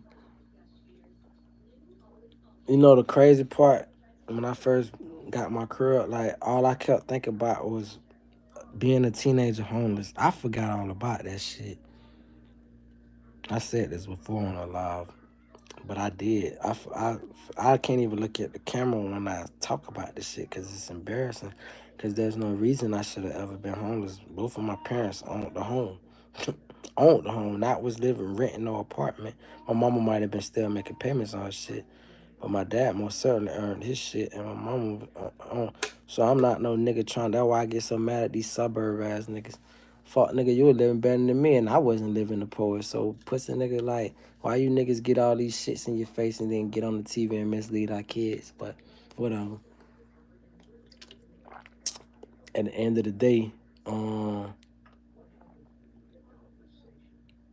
you homeless. Once you in a homeless shelter, bitch, everybody homeless, nigga. Homeless is really homeless, nigga. And say when I said though, I had parents that had they cribs, but I literally had nowhere to go. My mama was not accepting me in her shit. My daddy was working on his new family, bitch. Not accepting me in his shit. Default homeless. My mama wasn't accepting me in my shit cause at that point I became a handful for her. So it's like you need a man's guidance. I can't deal with it. And that man wasn't willing to be a man. He wanted to drop dick off and get money. So stayed in the shelter. And you around motherfuckers who parents is really deceased and motherfuckers who default have nobody in this world. It's the ultimate drive it'll give you. Because I felt at that point I'm at the bottom. On the other side is the 21 to 24 side. They done got rid of the juvenile side. They ain't even got nothing for juvenile. That's what's getting sad. Like they let the wrong niggas, and I'm gonna break all this shit come full circle back to the rich part. Palm Beach billionaires. Me wanting to strive to be a Palm Beach billionaire because they had a show called Silk Stockings that talked about wealth. And I just felt like this abandoned ass homeless teenage kid wanting to be a rich ass nigga. I used to watch US Open 2 o'clock in the fucking morning on USA, Channel USA, 3 o'clock in the morning. Or not, it'd be the Australian Open, I believe, because that was came on crazy time. Man, I was fucking 11 years old watching Bloomberg Report when that shit used to come up on USA. I was watching fucking 11 years old. I was watching Law and Order, the real Law and Order with the nigga with the fade. And right after that, Northern Exposure used to come on some Canadian shit.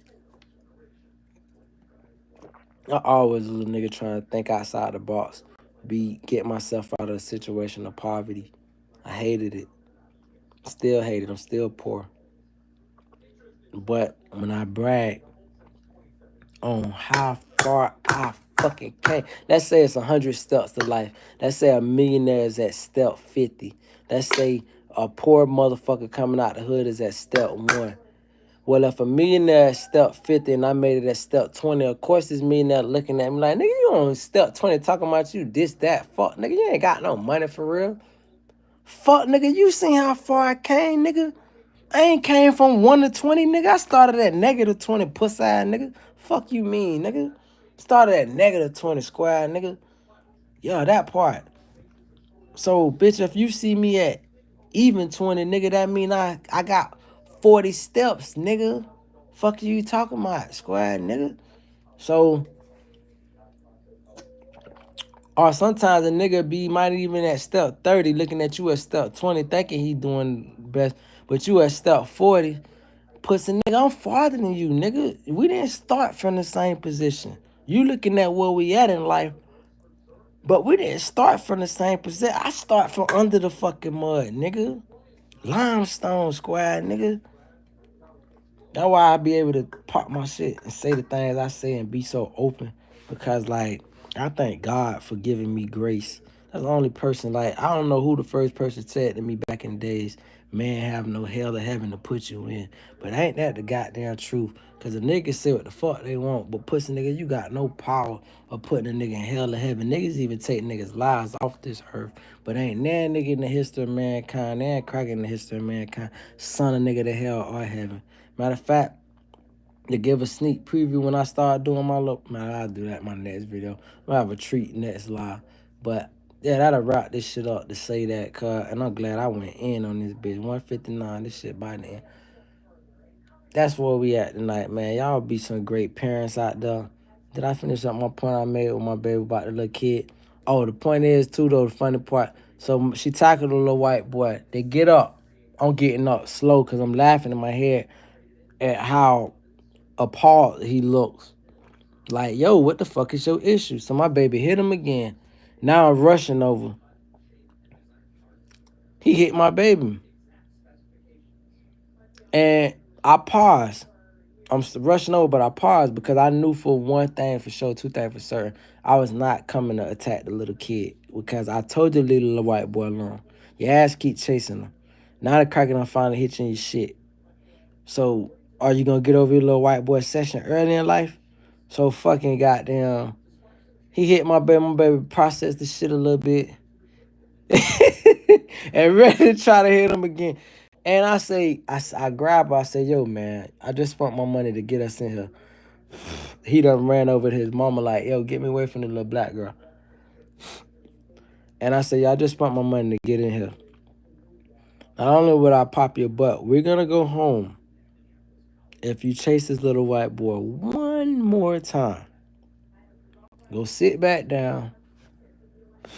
She crying, like not crying, but she doing all the sweet little daddy princess shit. Yeah, it's okay. Look at me, look at the white boy, look at me, look at the white boy. Like, she just start jumping in a circle trying not to look at him. Look at me again, look at the white boy, like, fuck this going home shit. And went to chasing him again. I said, oh shit. Fortunately, I was able to just take her to another section of the place rather than take her home. And she continued to have a good time. But I said all that to say it was a early in life reminder.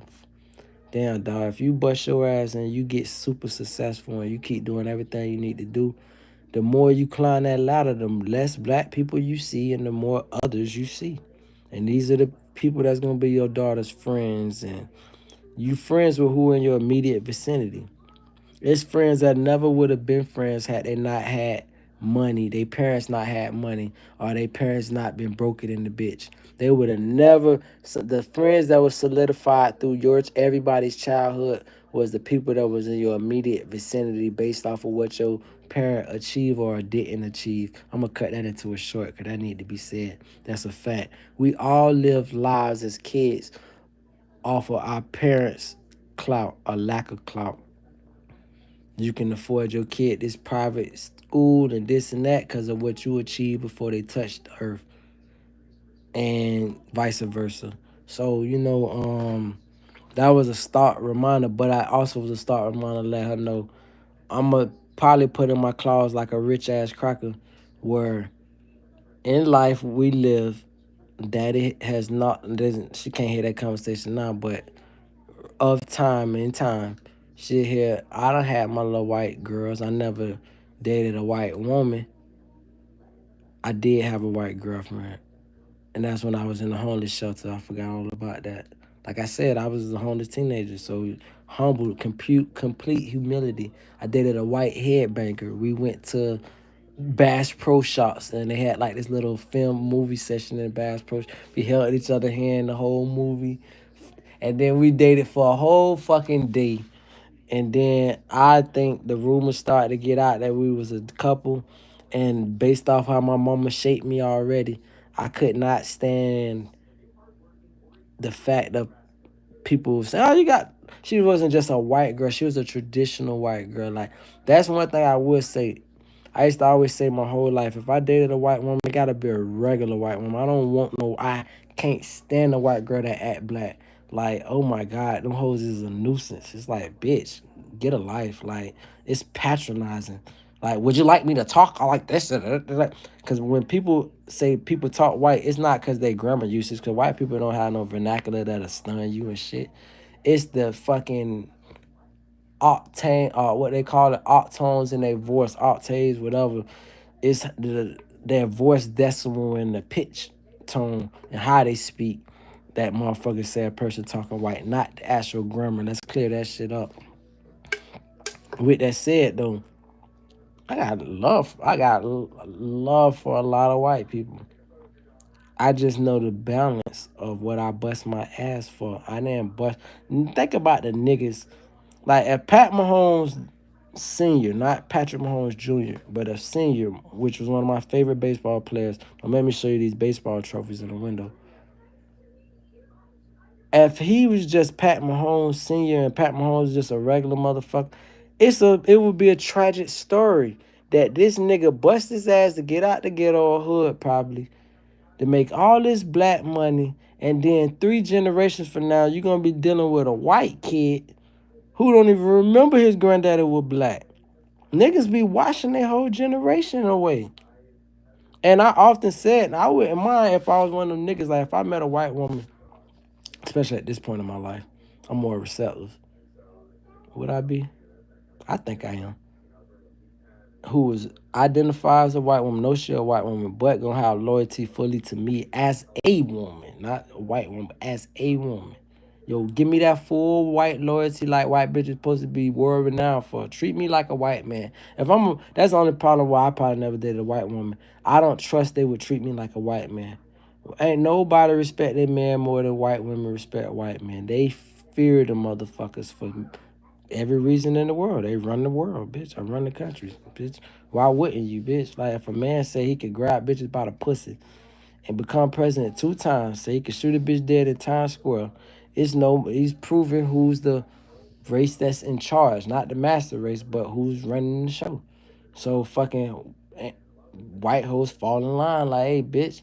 It ain't just him. It's all of them. It's a Elon Musk. It's a whoever else got money, bitch. They can make your ain't no Puffy money. Puffy is $300 million, 400, 500 Master P money. We talking about fucking $50 billion money, bitch. I could go ahead and just drop a whole B, not a bag. B don't stand for bag on you, bitch. B stand for billion. So that type shit. So it's like white women fall in line with that. But if I dated a white woman, you gotta treat me like a white man. Bitch, if you can't treat me like a white man, I ain't gonna never feel you fuck with me for real. I'm gonna be feeling like you trying to get a come up. And then the first thing go wrong with us, like I would make that warning to Stephon Diggs. I just did a video with him and Cardi B. My warning to Stephon Diggs, bitch. All right, bitch. Young Shannon Sharp, you ain't learned, nigga. You don't hit your fucking. You need to hit your head some more, nigga. These cracker got you on video looking at the cheerleaders' booties. Nigga, Deshaun Watson got blessed because he ain't did nothing controversial, and he still had supreme talent at the time. They got that nigga in the back pocket. That nigga done got that case and lost all his fucking talent. Or either they told him, you gotta lose every game. In the game, we tell you, nigga, you not in prison. And you gotta get the biggest contract at the time. Nigga, you owe us forever. Bitch, they told that nigga like Baby told Drake, we ain't been in forever, playboy. So with that said, nigga, they in business forever. So you got the what that is. All in all, man, you just gotta watch this shit, man. And I finish this shit off by saying I've been saying it forever. Our leaders ain't our leaders for real, dog. These niggas is employees that gotta have a family. They got families. They get their fathers, their cousins. They trying to build family equity like every other smart person. Now, are they doing a disservice? You could say it, but if they don't do it, somebody else will take the job and do the same shit. So can't fault them for it. But I would say you can fault the people for not wanting to learn. You can fault the people for not understanding that ain't no one taught personality can fucking influence or make have freedom of speech to say what they want to say without losing not endorsements, they job, etc. If any nigga, let me just make a quick point. I seen a comment the other day. Somebody was like, Dane Dash went on the Breakfast Club. He shamed them niggas about being employees, and then every nigga got a business right after that. They all said, "Oh, bitch," it was like a wake up call. I don't know how true that comment is, but I'll say no. It's definitely a true comment as far as what he said about employees and they can get fired at any minute. But the part I don't know if it's true that all them niggas went and bossed up after that. What I do know is when the motherfucker done find out a formula that work, a whole formula, it comes patch and pace or whatever they call it, and paste repeat whatever, because it's like, you know what I'm saying, copy and paste. But I want to rinse and repeat, because ultimately, you know, it's like, bitch, we got a strategy, we got a formula, nigga. We know how to work this shit. We know how to get this shit popping. Like, nigga, you niggas is this is your value. Motherfucking fans gonna be mad at us for a month. After that, they'll forget, and then nigga, they back on our dick. And so niggas gotta tread light, and they gotta watch the lines on how they speak on. And sometimes they say just absolute buffoonery, nigga shit. When I say nigga shit, niggas would be calling out some shit. They be like, "Oh, why did you do?" Like they said first, they were talking about why did the inmates escape. I ain't gonna even lie. I'm gonna call it Breakfast Club on this one. When the Breakfast Club said, "Why did the inmates even escape?" That was the stupidest shit. You niggas is a hip hop station. Y'all niggas gotta understand.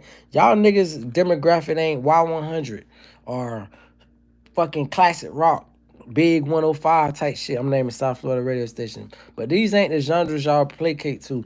Y'all predicate to the hip hop community. Hip hop community means that niggas get it hot, white people consume and buy it. That's what it comes down to. With that said, if niggas getting hot, if niggas is the quote unquote culture, then motherfucker understand, nigga, what? I guess that's the part of it, right? I think what made those people, and Charlamagne be first to say he didn't go to college, but he never went to jail, I don't presume, or did a significant amount or was living of that life. Like I wouldn't believe. Like when he say he went to night school, okay, that don't mean the nigga was a gangster. It just mean nigga didn't take academics seriously when he had the opportunity. There's plenty of niggas went to adult school because they got withdrawal from regular school because they just never went. They smoked pot all day or they fucked hoes or was chilling or skipped class or whatever. And they wasn't dumb. They just didn't put that in. I say that to say I don't think he would say he's a gangster, and I don't think he's a gangster. Envy would never portray himself as a gangster, nor Claire to be one at any point of his life. Lauren is a schoolgirl, and Jess is wouldn't portray herself to be a gangster. You could say she's from poverty. You could tell she's from poverty at one point in her life, but you can't see no like gangster like I almost felt like Clarissa Shields was kind of, and I fought with Clarissa Shields all day. Love, I've been following her. I don't even want to talk about the Clarissa Shields shit because that make me bring up the Papoose shit. I'm gonna just make that point real quick, even if I miss my point. Papoose, nigga, I'm gonna look this shit right in the face when I say this shit. Dog, you better not break that girl heart, or you the ultimate lamest fuck nigga ever. Because you already done went back to Remy one time when she cheated on you with that nigga. You popped out with her and shit. Niggas done dissing her and shit, burning bridges with her, whatever the case may be, vice versa. And then you go pop right back up. Baby mama, no baby mama. Bitch, draw your line in the fuck sand. Cause right now, dog, you out here looking like a real simp. You got this girl talking like a little girl saying she up on the phone with you all night. She got more capability to probably whoop your ass. But what part that disappoint me, yeah, I've been following Clarissa Shields since she had a little documentary back in the day. I don't know, somebody at her hood recorded it when she jogging around Flint trying to talk about she junior Olympics and shit. You feel me? I didn't know, I didn't even grasp this is the same skinny little girl back then. You feel me? And the thing, she's 30 now. But I remember saying to myself, so if she's 30 now and I'm 39, that mean whenever this shit was shot and she was like 17 or something, I would have had to be 26. That's how grown I felt by the time I was 26. It was like, yo, bitch, she's 17, bitch. A 17-year-old was not on my mind at the age of 26. I'm so fucking backwards because nigga 26, bitch, I wanted bitches that was 40.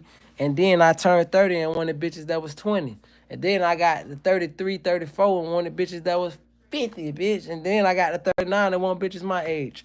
But the point that I'm making is, dog, you cannot let a duck chick, which I view Remy as. Once Remy made that buster move to fuck this nigga out of all the niggas, fuck the fact she said she was loyalty, want to bring up you fucking hoes in prison when you was holding that shit down. And the hoe know what it is, bitch. Come on, ain't no hoes being loyal to a nigga in prison. Fuck a nigga gonna do it for. But the nigga did everything a bitch would do beyond what a bitch would do.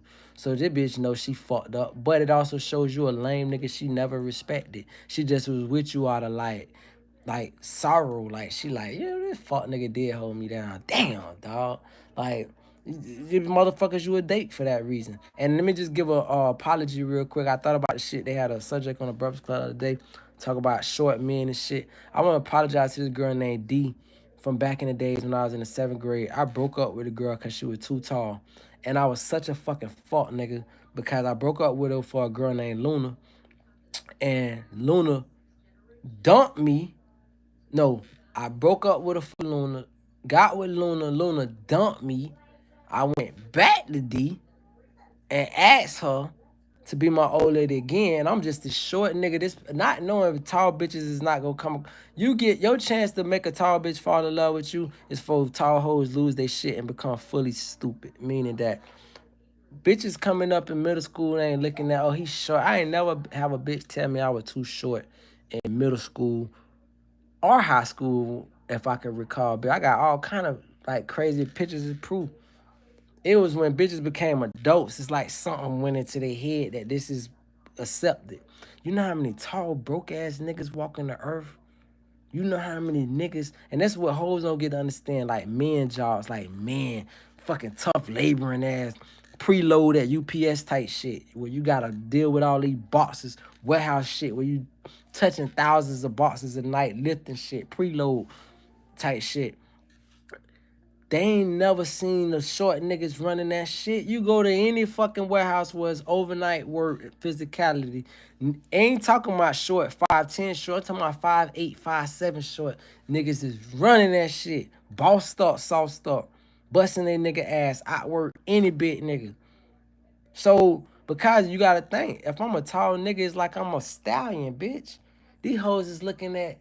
I like to use that image. I put that in one of my little videos with the Olympic chick looking at Jimmy Butler. That hoe looked like, oh, like that nigga with Jesus himself. If when you tall, you get to have kind of no disrespect in the tall nigga. I got tall little brothers, but you get to have like bitch ways. And this not no disrespect to any tall nigga, cause this tall nigga that can bust their ass too. But what I'm saying is you afforded a luxury to a degree, cause a hoe looking at you as the prize and the trophy. So she willing to go do what she not willing to do for the short nigga. Short nigga say, hey, babe, let go half on the bills. She look at that nigga like that, like that Scooby Doo. Tall nigga say, hey, babe, I don't want to do shit, but lay around house, eat cat of crunch. Okay, babe, you better not fuck with them other hoe. It's a whole different, and niggas we the same way about bitches with big booty. Let a bitch with a flat ass, oh, get slit pussy out hoe, you get the fuck on right now. Tell a bitch with a big booty to get the fuck out. You gonna at least get that hoe an extra shot. I had a bitch that worked at Burger King back in the day, and she was talking so much shit just because I asked her to put on her seatbelt. And it's like, fuck, nigga, I ain't gotta put on my seatbelt. You know what, nigga? And it's something that even a regular bitch wouldn't say. Only a bitch with a crazy ass to say. This before even fake booties came out. So this shit 1,000. She was like, fuck, nigga, I get out and walk. Ain't no bitch offering to get out no nigga car. They hoping the nigga don't say get out and walk. Ain't no bitch offering to get out. This bitch offered to get out and walk. I was at Powerline in Oakland. I'm like, well, get your ass out then, bitch. Who you thought I was? Nigga that gonna bed? Bitch, you got me fucked up. Bitch, I turned into the little Miami Subs, the goddamn, like, I ain't gonna lie to see what's her progress, because I'm thinking she finna catch the bus. As soon as that bitch went to stand in front of the bus stop, these fucking lame ass pussy ass nigga come out the woodworks, bitch. Bah, bah, bah. Hey, little mama, where you going? Where you going? You need a ride? You need a ride? That's how niggas is. Like, nigga make it hard for me to. It remind me of Trick Daddy when Trick Daddy said, You fuck niggas fucking up the game because you fuck nigga pantyhole, nigga fuck nigga get money. I can fuck that bitch. She ain't shit, nigga. She with it. That's that one thing. That's on by a lot of things. But the point is, nigga said that. But niggas would be looking like, man, fucking So then once I see, mind you, she showed me her worth without even trying. I said, well, at least her worth to niggas, and because everybody's, you value worth by the necessity. You're not gonna, it's an, you value worth by the availability, product availability. It wasn't a bunch of bitches with a body like that walking around. It's a bunch of bitches, but not none like that. So you see other niggas value. We like, you know what? Hey, get your ass back in this car. God damn, cuz. And she didn't put a seatbelt on. That's the whole point. She never put it back on. I ain't even bothered to ask. And that bitch no motor seatbelt. You feel me? So, and I ended up kicking out my house 3 days later. But, and then I remember her saying even still, and it's so funny, I could tell that story another time. We ended up smashing years later. But she came back on that particular time like, pet ass nigga, you ain't gonna give me none of the clothes you bought me? Pussy hoe, is you kidding me? I bought those clothes, bitch. Don't you understand I'm on some Trump shit, bitch? Bitch, I'm finna keep this shit at the end of the day for me. Them clothes going to my presidential library, pussy out. And then when another bitch worthy come along, they get the clothes. Bitch, this how you reciprocate. You ain't never seen the movie Pay It Forward? Bitch, I'm a thespian. I know about these things. So, all in all, man, that's where we at. I just been popping my shit tonight, man. Fuck this shit. Hey, y'all take care, man. I done broke me my personal little reaction hat. And I want to know, I really don't want to know. I could care less who took their light back. Um, all in all, yeah, man, that's where we at. And don't chase it. That's the last thing I said. It's not chasing. When I make these videos, cause like I said, the ultimate thing would be to get money off of this shit and make it pay for itself and be doing something that I'm doing naturally right now for free and get paid. But as far as chasing fame, I'm chasing money. And even still, I'm not chasing it. I'm walking after that bitch. I was chasing it when I was chasing my dreams, which I was able to accomplish a big piece of it. Now that I want to go to the second half of that dream, I'm walking out of that bitch. Ain't no chasing. You chasing, you fall. You trip and fall. I ain't falling. So I'm going to just stalk that motherfucker, make the appropriate provisions, and then go for the glory, dog. And that's where we at, bro. That's all you expect a human to do in life is elevate, elevate, elevate, elevate. And so I say that to say, because I keep speaking this shit in existence. God, like I said yesterday and I said again, I used to be intimidated by women with money, which sounds fucking crazy. I always,